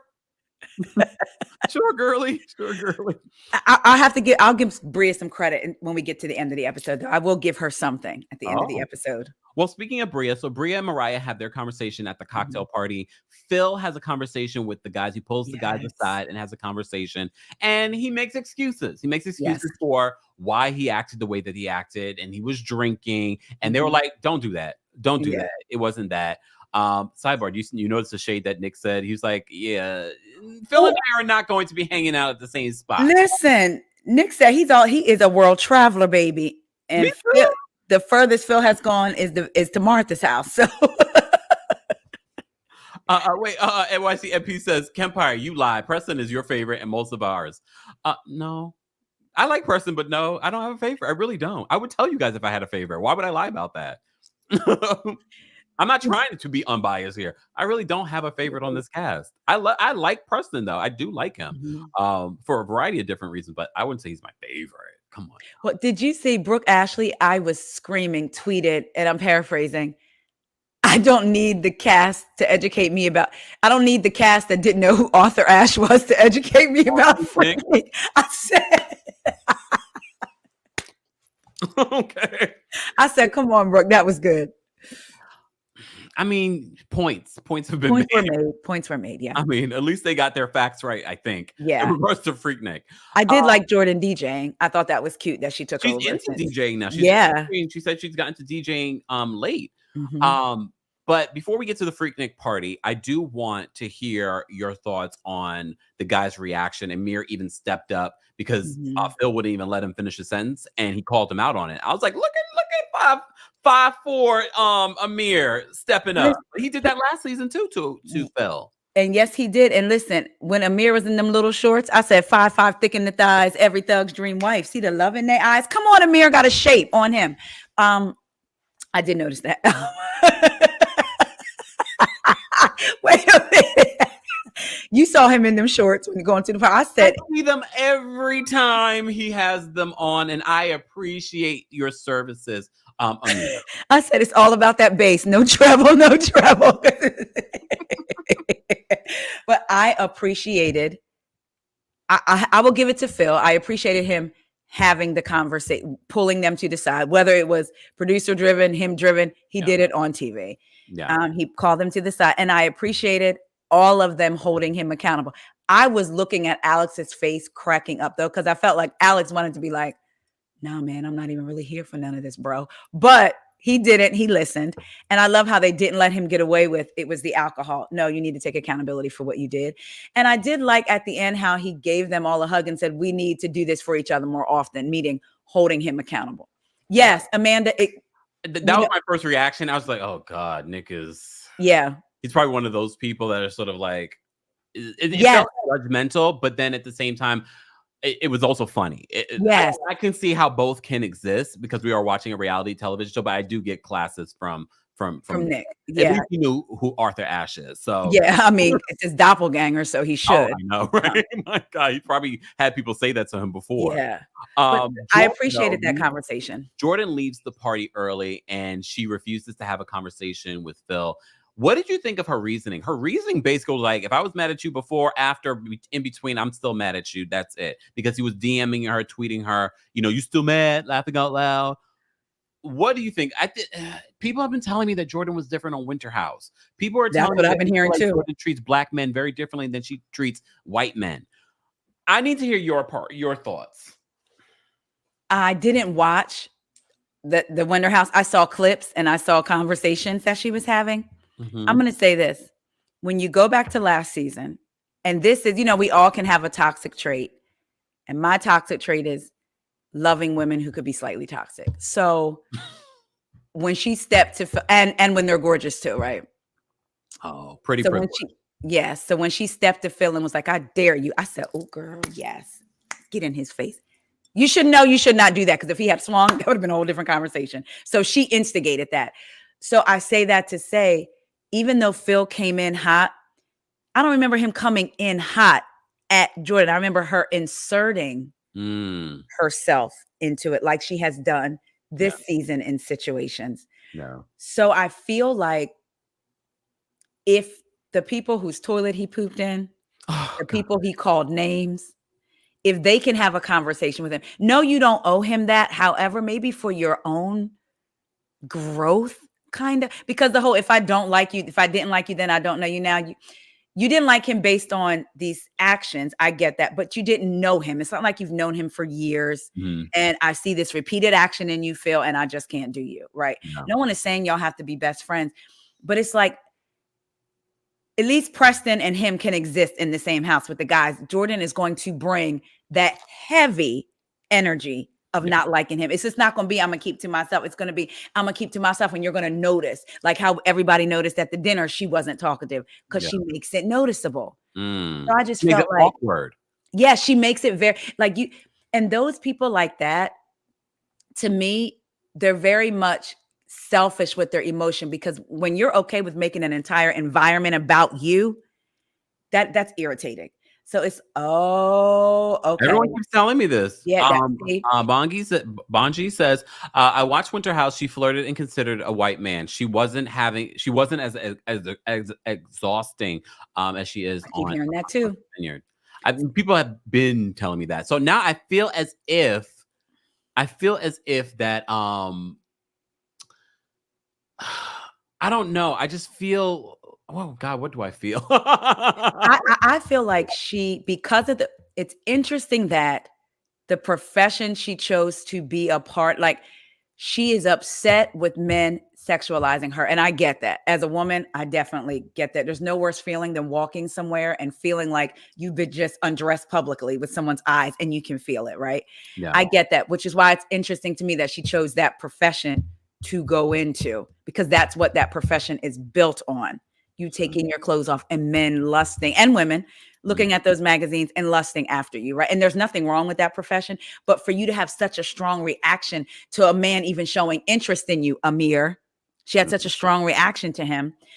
She said the men sexualized her by calling dibs on her, which was it an immature dibs thing? Yes, of course. But I really don't think there was any harm in it. So I feel like with Black men in particular, she hates that men sexualize her to the point where it almost every Black man to her is doing that to her. Yeah. Where she gives the benefit of the doubt to white men, possibly. Kirsten, sorry, says yes, the white man Corey, and it was cringe because he had a sort of girlfriend Sam, Yes. and she cried. I did see those. I feel like I need to probably watch this so I can get a little bit more context. But you guys keep giving me the cliff notes, so I feel like I know. I feel like I know. Let me say thank you. We had a couple of super chats, guys. You're just joining us. This is our weekly recap of Summer House Martha's Vineyard. If you're part of the replay crew, be sure to like the video, subscribe, and check out what else is going on podcast with Taria Faison as well. That is our special guest this week. Bongi, thank you so much for the super chat. Bongi says Natalie telling some of the cast how much more money she earns is problematic and telling. I thought it was just me. I cringed. I didn't like that. Did that. Miss Bug, thank you for the super chat. Miss Bug says, did Jasmine know that her best friend Mariah had dog phobia and allergies to dogs? Milo is not even able to keep her calm. Rita, thank you so much for the super chat. Rita says, love this live. Thank you so much. Thank you so much, Rita. We appreciate your support, guys. You can also support the channel just by liking the video, just by subscribing and subscribing to Taria's YouTube channel as well, which is also linked in the description, and following her podcast and everything else that she's going on, and her tweets and all of that. All right. Can we bring something up that I wanted to say it to you earlier, but then you said something that triggered it, and I didn't want to forget. With Natalie, there was something else I caught. When I have my husband with me, and even when he was my boyfriend, right, or we were just talking, I was, oh, this is my man, so and so. She said, this is my boy. When they were in the truck, I think it was when he picked her up. She made a reference to him being her boy. Somewhere, and an episode I personally don't like. Oh yes, when she first picked her up, and I thought it too. I was like, she was like, "Oh, my boy." Something. Yes. Yeah, I know what you're talking about. And I'm just like, I have an issue when I'm gonna say black men and are being referred to in that way. I did not like that. It's just something. Now, granted, some of them have. All men, actually, any man being referred to that way really isn't cool, because it's like, but I just, coming from her, it just made me feel a certain type of way. And then when she talked about her money, what he makes in a year, I make it. And then she's like, he joined my firm. It wasn't about them doing something together. Yeah. Building together. And I was like, or he joined her team. Yeah. Even though she prefaced that by saying that they were working together. Yes. I was like, oh, she's keeping him in his place, and he's right, and he's there. He's for it too. I'm not surprised by that. Yeah. I'm not surprised by that when it comes to Amir. This is Amir's first serious relationship. That's true. Yeah. And they've been together for quite a while, because Amir was at the first premiere party, so they've been together over a year. But the fact that, okay, we're gonna fast forward a little bit because we've been here a long time. We haven't even gotten into Freaknik yet. We have a lot to talk about, guys. Let's talk about Freaknik though. The whole point of my outfits. Put your shades on. What do you think about everyone's outfits? Who had the best outfit? We had a lot of side characters, friends. Yes. Cocktail party. Randomly, when we were in the kitchen and someone was running through the kitchen mad, I was like, "Who are these white people in the kitchen?" Wait, thank you. When Summer ran through that kitchen, pissed off, I said, "That's not Simon. Where are these white people coming from?" I said the same thing. Because we didn't see them before. No, who are these people? White people. Harpo, who this man in Martha's house? I loved their outfits. I loved Nick and Noelle. I loved their outfits. I was definitely feeling Jordan's outfit too. I thought Jordan. Oh yeah, Jordan was cute too. The hair was cute, but I just loved Noelle's just like a step. But I did think Jordan's was really cute. I thought they all, even the friends of. The side character, I felt like they all just really embodied the party. I absolutely loved it.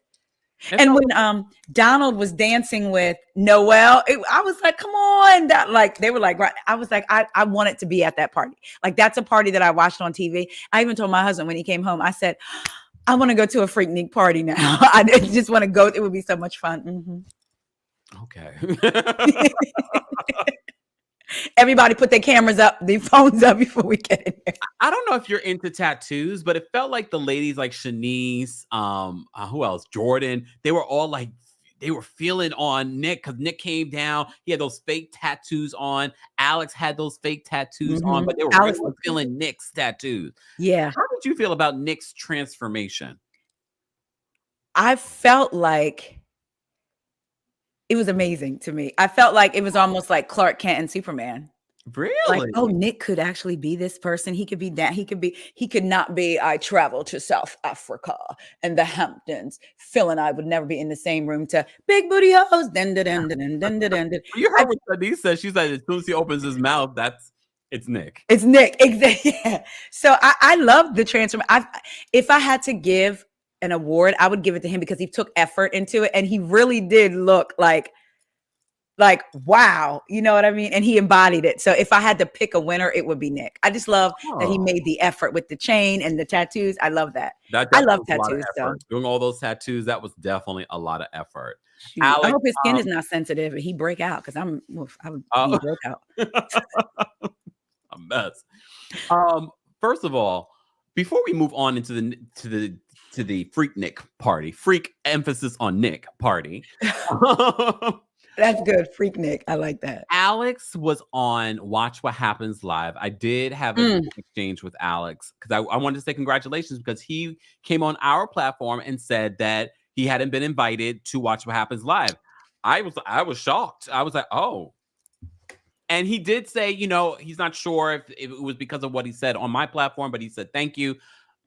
I don't know if that's the reason. I'm just glad he had the opportunity. He looked great. He was on there with Candy, and he was sassy. And I appreciate him being sassy. I have a clip to play in regards to Summer before we get into the summer of it all. Summer, calm down. I got to play this clip because I was like, and part of me is like, Alex, you could have said this on my show, but you didn't. And I'm not mad at you didn't because you should say it on Watch What Happens Live. It's a bigger platform. And congratulations to him. He did mention that he had his EP come out and he was selling that sucker on Watch What Happens Live. Good for you. Okay. But I thought he was good. We've seen 8.5 go on there. We've seen Necker go on there and they just flopped. Yeah. But I feel like he held his own. Thanks. Summer rated your hookup. Did you see her on this show? Yeah. Did you see what she rated your hookup as? Yeah. She gave it a 5. Yeah. On a scale of 1 to 10. How would you rate your hookup? I'm not going to rate it, but I do think it's really rich that she came up here and said that, and days before, she was leaving me voice notes like a crazy ex-girlfriend. Play the notes. Go on. Play the notes. Come back on the Kempire show and play the notes. Say that again. I'm sorry. I'm just still like bombs dropped. Voice notes. First of all, I wish he would have said it here, but it's fine. It's fine. That's a bigger platform. That's what you should say it. And honestly, he was respectful. This is what I respect about Alex because even on here, when I brought that up, he didn't throw her under the bus. How damn Marigold says he found a personality finally. Listen, I was like not proud I was just going to say, I believe him too. Proud isn't the word, but I was like, come on, Alex, say it. Because at some point, it's like sometimes we watch these shows and then if a man responds, all of a sudden he's disrespectful when he has a right to respond. When people were dragging him through the mud, which is why I was so glad he called into your show. Come on, Miss Bug. She said, Alex will be hers, baby. Boo, where you at, Miss Bernice? Hey, Miss Parker. Best. But I appreciated that. Are we surprised? Because we've seen episode after episode in season 2 that she had stronger feelings for him. And he said he wouldn't get into it. Alex, you better get into it at the reunion. Okay. Yeah. There were more red flags, even bigger red flag. And one of those red flags, I'm already laughing. They went to a housewarming or house opening or something, and she told a real estate agent her name was Autumn. And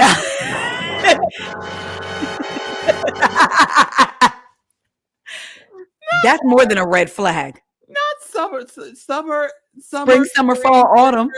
She said, "My name is Autumn." Oh, Summer. Summer. Again, I'm sorry. going back to you recognize you have issues. Now, where are the steps to take? I want Alex to drop the voice notes. And if you don't drop them on the reunion, come drop them on Kempire show. I'm inviting you. Oh my God. No, he's too respectful. He's not that messy, and I respect that. But if you are feeling a little messy, send them to one of us and we'll drop them. Messy. But notice the timing. He said days before that, meaning days before she went on the show, meaning it was recent that she's still, after telling Noel, after dogging him in the house, you're now sending him voice notes. That was recent. It was what, within the last month or two? Yeah, he said days. He said days before she said that. Yes. And she was on Watch What Happens, like a month, less than a month ago. So it had to be fairly. It was the week he came on. That's right. So yeah. So what? Last week. It was the week. It was the week of April 21st, like before. So yep. I believe him. I believe him too. I just want to hear the voice notes. He said like a crazy ex. Based on her behavior during the season, clearly she had more feelings for him than he had for her. And yes, a red flag, her taking the picture when he wasn't looking and then sending it to the friends and then referring to herself, "Hi, I'm Autumn." Like, why would you do that? Like, what is the point? And look, it's not like, you could joke and say, "Oh, when I go out, instead of saying Kemp, I would probably say, my name is Ken or Kevin." I don't do that. But what I'm saying, it'd be different. You see that I'm joking, but I'm picturing, based off what we've seen of Summer this season, she went in there dead serious. Hi, I'm Autumn. Just like with and like you said, it's sometimes you use different names in the eye. Yeah, I was gonna say, and like almost like she's not there. I've used a different name before.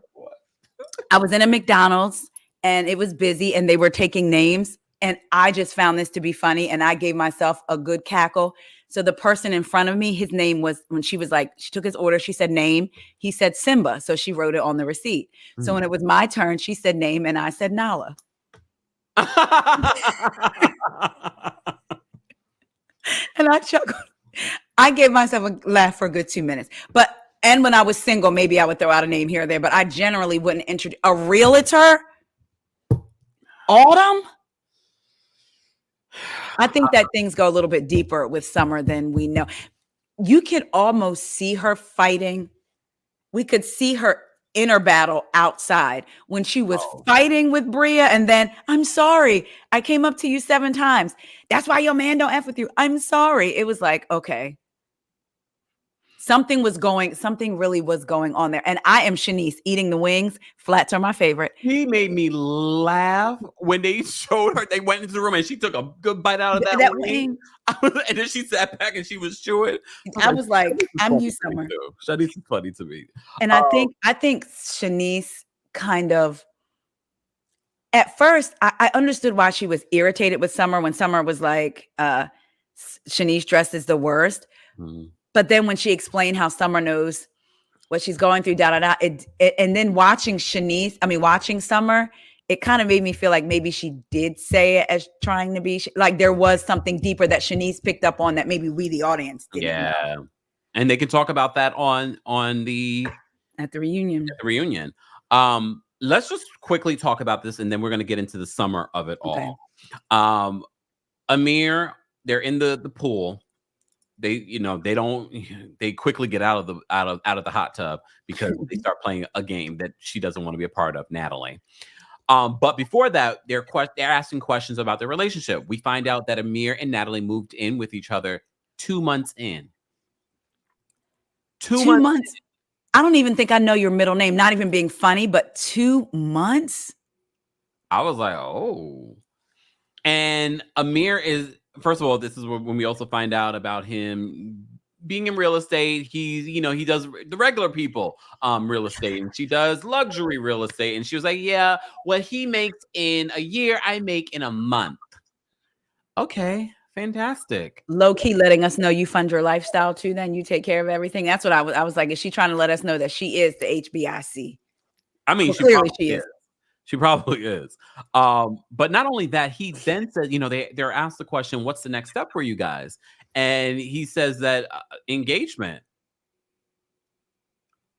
And everyone, including Shanice, she's like, I don't think you're ready for that. I mean, she doesn't say it, but she says in her confessional. Yeah. As soon as they said, I was like, oh, this is his first relationship, y'all. Yes, You remember your first. first relationship? And it's interesting. It's his first one at 27, and he's acting like Oh, a damn, I boy. forgot that part. 27. When they were riding home from Preston's thing, and she's in the back seat, and he's driving with one hand because not she's sitting next to him, and his hand is on her lap. He's literally holding her, touching him in the back seat. Mm-hmm. He's 27. Yeah. But this is his first relationship. I Yeah. told you his growth is stunted. Yeah, that's true. And she's like, she got the right one, I guess. Yeah, because she wants to control. Yes. Now, I was wondering, did she move from Miami to Texas and they moved in, or had she already, she's from Miami, but she lived in Texas? I don't know, but we do know that they met in the gym. So I don't know where that gym was, if it was in Texas, but I think maybe she moved to Texas. Okay. But who knows? Yeah. Wow. Okay. So they start playing the never have I ever game, and of course Natalie doesn't want any part of it because she's like, I don't know what, I'm not about to tell y'all too much about me. Okay, so they up and hightail it out of there, and she jumps into the bed in her bathing suit. I'm not gonna say it. I'm not gonna say it. Okay. And he didn't even look like he was ready to go to bed. He's like, "Oh, you going to bed?" Yes, he looked like he wanted to be down there with them having fun. Yeah. But you know, one thing I will give Amir, very caring. And when Donald was as fast asleep on that couch, he was ready to wake up Donald to bring him to bed. He's like, they're gonna get really loud. Very sweet. Like, these are the moments I pay attention to. Yeah. I Donald did Donald wrong. First of all, I don't think Donald was snoring that hard. Right. And I don't think he pooted. I think they added that. What do you think? Did they? Because didn't they all say like what? So they all reacted. It was probably the snoring. Oh yes. I was like, well, but yeah, that's true. And maybe he did a little extra. Some people with the. You're like, oh yes. So maybe he did something like that. I think they added the poop because that poop didn't even sound like a real poop. I'm Donald. If my body shuts down, I've fallen asleep in a casino. My husband will tell you, at a slot machine, head on top like this, knocked out in Atlantic City. So I'm Donald. I felt empathy for him, almost like you want to, like, I'm so tired, like my body can't function. And even the way he woke up, like, he was party like that. But that would have been me too. I'm like, honestly, I would have went to bed. Me too. We need to find out if Donald really pooed it. We need to find out. Like, did you poo in that moment? Did someone DM Preston and ask Preston? Did that really? I mean, but here's the thing: would Donald know he was fast? That's true. That's true. It could be that sleep flatulence. That's true.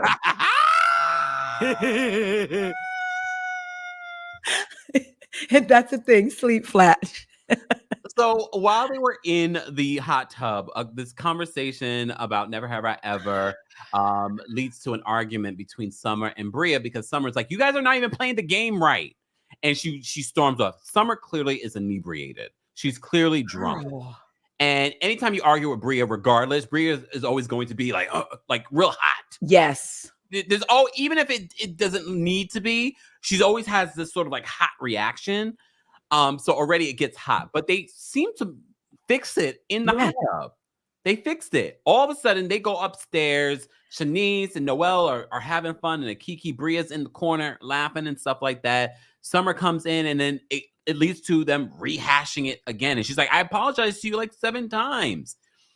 Noelle is trying to calm things down. Noelle's being silly, and then all of a sudden, I don't know what happens here. I must have watched this multiple times. Me too. But I guess in Summer's drunk mind, she thought that Noelle was laughing at her. Yes. But then I thought, because when she was like, it's not about you, I thought she was pissed off that Bria wasn't getting. I thought she was pissed off that Bria wasn't saying it's fine. Bria was like, no, I'm upset. Yeah. Rhonda, you got to watch. Yeah. Help me, Rhonda. Help me, Rhonda. You got to watch it. You would like it. I'm telling you. But because this scene was so chaotic, like Kempire said, you had to watch it more than once. But I truly believe that, because I thought maybe it was about Noel, but Bria wasn't, because she kept saying to Bria, I thought we squashed it. And Bria was basically like, yeah, but I'm irritated or I'm upset. And I think that amped Summer up even more, because that's Bria another great question to ask Andy at the reunion for those that want to know, like, what exactly may have triggered Summer's reaction, because at one point it becomes a fight, and then Summer storms off. Child. And Noelle is running after her, trying to like, oh, I guess she's assuming that maybe Summer thought that she was laughing at her and making fun of her. But here's the thing. I like Noelle. I just don't like how touchy Noelle can be. No, she is very touchy. When someone tells you to leave them alone or to not touch them, you should respect that, because you just never know how people are going to react. Some people are very much like, I will fight you if you touch me in this moment. Don't grab me. Don't hold me. So that was my only gripe with Noelle, is that she kept chasing after Summer in this moment. So it leads to Summer explaining in her confessional. We get a little bit more understanding where she's coming from in this moment. And she reiterates that she likes what she sees in the friendship, the light energy that Noelle, Shanice, and Bria have, and she's jealous because she says her friendship with Preston and Jordan is very heavy right now with everything that's going on in all of their lives. And when Bria says, well, you have Jordan and Preston, she's like, do I? No, I don't. And I was just like, she's really going through things. And I think maybe that's part of why she was drinking too. Yeah. She was clearly very drunk, but there was also a lot of truth there. What were some takeaways from what Summer expressed in this last part of Summer House Martha's Vineyard that stood out to you? Like, what was your assessment? I felt like is she carrying the weight of the family that she has? Because again, I go back to her calling her grandmother, and then her grandmother texting her. Her grandmother knew she was away, but she texted her, I miss you. And even though that could be a sweet message, Summer is carrying that weight clearly of taking care of her grandmother. So now she's like, I miss you too. I'll call you later. Now I'm here. I'm not there with my grandmother. And they're just able to kind of forget about everything, have a good time. They all went up to the room together. They didn't ask me. And it's like, no one's running around asking, hey, who wants to, like, they did say, hey, you can come up to my room, but it wasn't like exclusive. Yeah. I just think in her mind, once, almost like a hamster, and everything just started like over and over again. And I felt like she felt alone. I mean, she had to experience with Alex. He ain't paying her no mind in the house. Her and Jordan got very different. He's like, he misses the Summer from last season because she was open and just a lot more fun. Yeah. He said that Alex is, that Summer is not here anymore. And it may be that she's all those summers and even in autumn. Like you didn't know her. You met her in the house for 15 days and then y'all continued a relationship of a sexual nature. Were y'all really getting to know each other? Or maybe you were, maybe the benefits. Didn't he say that on Watch What Happens Live? Yeah, that's true. But maybe the red flag is what kept her as a friend, but he still wanted them benefits. So he was willing to overlook some of those red flags. I'm sure men do it all the time. Yeah. They could. I mean, he never gave us a rating. She rated him a 5. Yeah. But I never believed that either. Did you believe her when she said, oh, he's a 5? I didn't believe that. Because sometimes it is true. Mind your business. Don't worry about my past. Sometimes that is true. Got to give somebody a 5, 4, 3, 2, 1. But I feel like sometimes there are women and even men sometimes that do that when their feelings are hurt. Because I would not be. Tarsia says, she's autumn now. It's fall. It's all going down. I do believe she said that out of anger. Or even embarrassment, because maybe when she said someone you've been inside of, maybe she realized now how stupid she looks saying that. Yeah. Oh, Tanya. Who's falling asleep at the gym? Dom said, he's no 5. She's just that pressed. Yeah. Paris brought up a good question. What did she say about Maria's man? Because Paris, when it gets heated again, when Summer comes back into the room and she's arguing, Summer makes a comment about how about Bria's boyfriend Simon. That's why your man doesn't F with you. The truth comes out. What do you mean? he meant. When she said that, either one or two things. You having conversations with Simon, maybe Simon's confiding in you about his relationship with Bria, or you're taking some of Bria's natural, like she's complaining about they're not seeing each other. They were together without a month. Exactly. They're not seeing each other. So maybe Bria has told us that, I'm aggravated, I'm this, I'm that. She's taking that as Simon not messing with her, but she would have to explain that if that were me. I need you to, but can we go back to, before we can go back to that comment, but before that, the escalation, because they go into Summer's room. Noelle grabs her and hugs her. She breaks down. It looks like they were about to squash. So they say, let's do it in Summer's room. And I feel like Summer wasn't getting Summer wanted Bria to say, we're good. I'm not mad. We're good. And Bria wasn't fighting back with her, but she wasn't willing to dismiss how she felt about what Summer did in that hot tub. And that's where I'll give it to Bria. She wasn't just pacifying her, but she wasn't up in her face. Like when she said that about Bria's man, I was like, oh, so Bria's still sitting on the bed. Because we know how they tussled last year. Yeah. So I respected Bria for that. Like, okay, we're not about to do this. But Bria did say, was it Bria? Who said I'll F her up? It was either Summer or did Bria say that? Summer. So Summer, okay. I couldn't, because it just showed the words. It didn't say, but it showed the words in Shanice's bedroom. I think Summer said that because Summer was doing a lot when she walked out. Yeah, and see, I respect Bria. Summer, autumn, spring, summer joggers wasn't getting the reaction that she wanted from Bria, I think, and so Bria needed to say it was okay for Summer to feel okay about her actions, and Bria was like, "Nah." Sweet Cherry, good point. Drunk or not, that comment seemed like that's how Summer truly felt.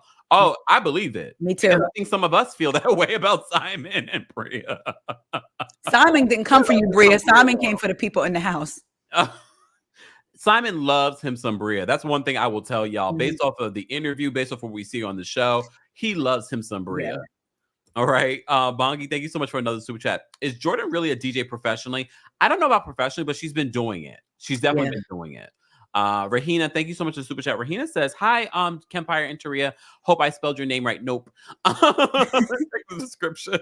Amir, run. Shanice is so funny to me when she was sleeping, when she was shutting the door. Yes. First of all, I don't know about you guys. As a kid, when they were running and trying to lock the door, so something I would have done. I don't know if I would do that now at my big age, but definitely when I was younger. So I was like, that is so me. Like, shut the door. Like don't want them to come. And Bria goes running into the bathroom. But when Shanice had fallen asleep in between, they were getting ready. And was it Bria came in or Noelle? Are you sleeping? And she's like, hello. Like, cause she was. That would have been me again. Like, y'all, I'm tired. It's like 3 a.m. It's almost 3 a.m. SD Mac, thank you so much for the super chat. Episode 1, I knew he put it on her. Summer and Alex. I agree. I agree. Like, I never sat there and believed, oh, well, maybe it wasn't that good. I don't care what anyone says about Alex being boring. Those are the ones that will have you from the chandelier or to the world, but are throwing it down in the bedroom. From the window to the wall to the sweat. And I feel like she probably has. I don't know if she has a pattern, Summer, of doing this with other men, but clearly not, because this is a whole summer later, and now she's autumn, and she's still talking about this man in the spring. I think he put it on her too. I really do. And she even said that he was clear with her. And was it the first or second episode that he didn't want a relationship? He did not lie to her. He didn't F-boy her. He was clear, and you willingly gave it to him. So at this point, the responsibility is yours. Man. Lola says Alex was inside Autumn. She said it all at the top of the season. She really did. She kept on saying it. She said it in a way that was like, oh, I had to clutch my pearls. And I was like, when they was at that pool and she said it to Noelle, like, I'm sorry, I didn't tell you that I made him. But even before that, she said it. I was like, oh my God. I was like, okay, girl. Right. Ariel, thank you for the super chat. Ariel says, and the D could have been that. It couldn't have been that bad if she leaving voice notes like an angry ex-girlfriend. Exactly. I love your name, Ariel. That's my oldest daughter's name and my cousin's name. I love your name. Izzy, thank you for the super chat. Regarding Amir and Natalie, I didn't love the salary talk, but what really got me was Amir said that he was he does common folk, and Natalie said that she serves the luxury. I caught that too. Yeah. I caught that too, Izzy. I don't care if my house is $25. If I'm buying a house, I'm luxury. This is why sometimes when they do the reunions and they ask the questions for the reunions, it's like, send us the rest of the season so we can send you follow-up questions. You know what? That is so true. Yeah. It's hard. Look, I know Andy, though, gets to see the rest of the season, but I'm like, he's not going to ask the right question. No. Anyways, all right, guys, if you're just joining us, we're here with the host of What Else Is Going On podcast with Taria Faison. Taria Faison is here. If you haven't subscribed to her YouTube channel, we got her to over 1,000 subscribers. Yes, y'all did. Thank you so much. And then YouTube will monetize you in like 3 months, but no, I'm playing. I don't know how long it is. But officially, you should be getting an email or something about now. You can be welcomed in to monetization. But congratulations on that. And again, if you're part of the replay crew, be sure to subscribe over there. Look, because you never know. People might subscribe now and unsubscribe later. Don't do that. Don't do that. Please don't do that, y'all. But thank you guys so much for the likes. If you haven't liked the video already, be sure to like the video and be sure to subscribe to both of our podcasts, Kempire on podcast platforms. What Else Is Going On with Taria Faison podcast on Apple Podcasts and on Spotify. While you're there, don't forget to give us both 5-star ratings because it matters, especially for Black folks creating content in this space on these platforms. Yes. Okay, I emphasize that. It looked like you had something you wanted to say. No, I was going to say thank you for emphasizing that. I love when you do, because you do that, and I'm going to take a minute to shout out to Kempire and give him his Potomac flower, his cherry blossom. Thank you for always being so supportive to not just me as a content creator, but you are very supportive to others. I've literally been in someone's live chat where they're like, oh my God, Kempire just gifted 5 memberships or something. So you're always very supportive to other Black content creators. Thank you. Thank you. Thank you. It means a lot because sometimes that just doesn't happen. People don't want they want to see you succeed, but not in this area or not in that area. But you're like, no, I'm going to. So thank you so much for that. Or they stick their makeup artists on you while you're at BravoCon, or they talk kind of all kinds of stuff to you, to Bravo celebrities. Yeah, I know. Mm-hmm. Look, I know. Let me tell you something. She better be glad we got a year in between us because I know her face. I was coming in hot. I'll be like, where you at? Because we best. All right, guys, we're about to wrap this up. So I want to ask Taria, your takeaways from the second season of Summer House Martha's Vineyard. They're getting their first reunion. This is their second season. A lot has happened. We have a new person being a part of the show. I've had my criticisms and the things that I love about the show. But like, what are the rose and thorns for you in regards to Summer House Martha's Vineyard season 2? My rose is that I get to watch Black folks on TV talking about a myriad of things. I mean, and it's natural conversation. They're not, because they're a Black cast, they're not trying to force conversation, if you know what I mean. I mean, just something as simple as talking about wave caps or the history of Martha's Vineyard, how it just conversations that we have, things that we notice in life that we have with people that look like us. So it feels familiar. So I'm so glad to see that. I'm glad that they all have their own personalities. It seems like they're not coming in trying to be an archetype of a character to make themselves appeal to the audience. I was going to say that there could be a little less drama, but I don't know. Their drama isn't a dark Potomac drama. So I'm okay with this. I thought you said something smart to me in the hot tub. So now I'm telling you, your man don't F with you. Like, I am fine. I have to unpack that. Yeah. Like I'm fine with that drama. I don't want them to go fisticuffs, but even if they did, it would almost make sense in, that area. But my thorn would be maybe they do need to bring another single man into the house because Alex is the only one. So he's not flirting with anyone in the house. But then at the same time, do you want them flirting with each other? Well, then, yeah, right? Because it gets messy. So yeah, I guess that's they do. Summer House is like, I don't watch the other ones. I've seen like episodes, but that's part of what people love about the whole idea behind Summer House. So that's what I think people were kind of expecting. Also want to get a little bit more fun. And I've said this too about this season. Alex can't be the only single guy. So Yeah. either we bring Phil or we bring someone new. Or we Even bring if a couple of new people. I was going to say if they brought Phil and someone else, that because again, that could Phil and someone that maybe knew someone that knew someone that knew someone. First of all, DC Diva, thank you so much for gifting memberships here on the channel. Guys, if you didn't get gifted, you can become a member at TheKempire.com/join. But wait a second. Hold on. Where is the comment? Hold on. I got to highlight this comment. Leah says, Milo needs a love interest. You know what? You might be right. You know what, Leah? Leah, I'm going to tell you something though. I'm not a dog owner. My husband grew up as a dog owner. And my kids have told me that I've robbed them of a childhood because I said no to a dog. Oh, they let me know this. So I told them they can get dogs whenever they want. That means they're paying their own mortgage or rent. So because I would be the one responsible for the dog. Watching Milo in the kitchen and then they hold him and pet him and then they go back to cooking. That's hard for me. And maybe because I'm not a pet owner, I don't know. No, I don't love that either. Yeah, like it's like you didn't want like, oh, so you just gonna touch my potatoes again? So that was hard for me, but I would be okay with Milo having an injury. Honestly, I'm okay because Milo was torturing Bria every time she walked in that room.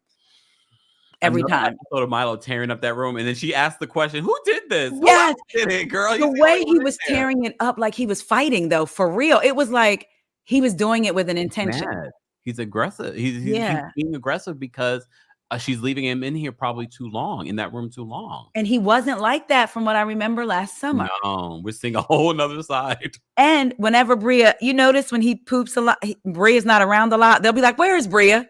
Where's Bria? Go get your dog." Preston was eating cereal in the kitchen. Here come Milo looking up at him. What are you looking at? Somebody said cleanliness is like the godliness. But even though there can be some improvements made with the show, I am overall enjoying the show. This episode, I felt like really kicked it up a notch. So Miss P says the original Summer House crew are some sluts. I don't want the Martha's crew to be slutty because America stereotype black folks as promiscuous. I don't want them to be slutty. I don't want them, but I want them to have a good time. When they're in relationships, they tend to sort of like pull back in regards to just having a good time. They could hook up, they could kiss, and look, hooking up doesn't mean that you have to do the in and the out. Mm-hmm. You can kiss, you can hook up, you can flirt. I love to see some flirting. I love to see the building of a relationship. Yeah. You don't have to have the in and the out for me, but maybe some people want to see the in and the out. We saw jackhammering in season 1. You noticed that Amir turned them lights off and turned on one side, and Preston turned them like they was like, "Nah, what you not getting ready to do is get me." I wouldn't be filming a reality show, period, because y'all not filming me, period, in my boudoir at all, at all. Let me tell you, I was screaming when Preston was ironing his pants last week and had his strap.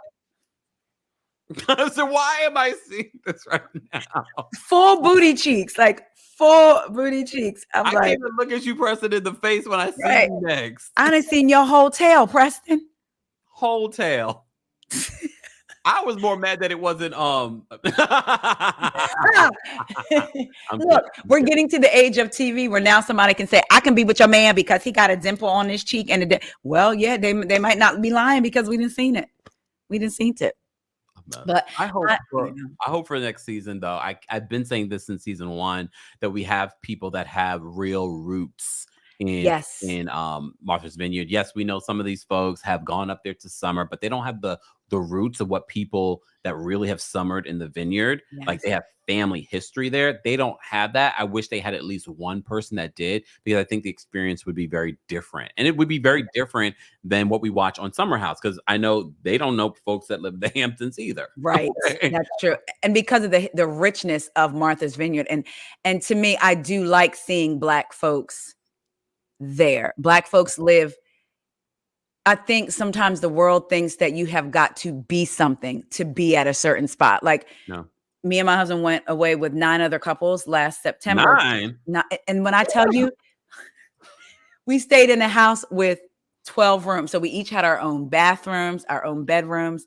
My girlfriend was turning 50. It was like one of the best trips I've ever been on. And it was at the place, I think the mansions in Florida. And my husband, so there were some guys there that were with us that were really tall, like 6 foot. And then my husband is pretty built. So there were some other guys that were built. And when we walked into this place where the 50th birthday party was taking place, the rooftop, the people stopped, they stared and asked, "Oh, what do you do?" Like basically like what sport? Like, what do you do to be here? And that's pretty much, it was doing that in this day and age. Yes. And you could feel, and it was like, we had a reserve section. People still would come over and say, "Well, I want to watch the fireworks. I'll give you $100." You know how much we paid to reserve this section? And security had to escort them out. And it was a big thing. So watching these Black folks at Martha's Vineyard, it's like Black people do this kind of stuff too. No. So I like seeing that. Gosh. That's why I said, people still thinking that way. Yeah. Carol says they need to get Karamo to host a reunion if Kempire can. Look, and I'm okay with that because I've said before that there are plenty of Black people in the NBCU umbrella, which Karamo is under, that could host this reunion.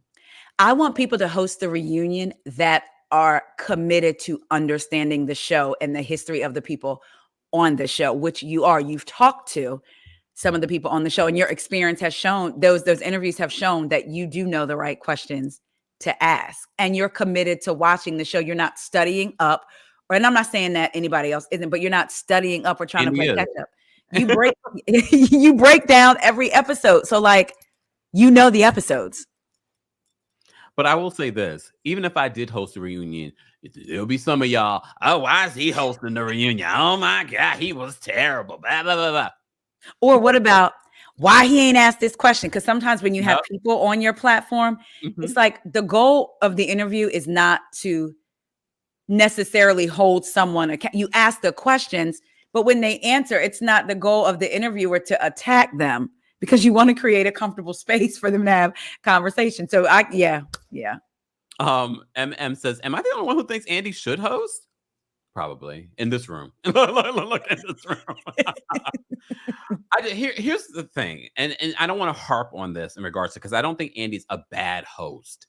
However, in Black spaces, I just wish, as someone, if he really wants to be an ally to Black people at his network and at the parent company NBCU, he would be that voice to say, we really should have someone that looks like them to moderate these conversations. So I need you guys to think about why he hasn't done something like that. And he has the power and the influence to do that. Yep. Because they saw fit to do it in 2020. Oh, Ms. Brown, look, I don't want to hold Taria up, but Taria, 5 more minutes.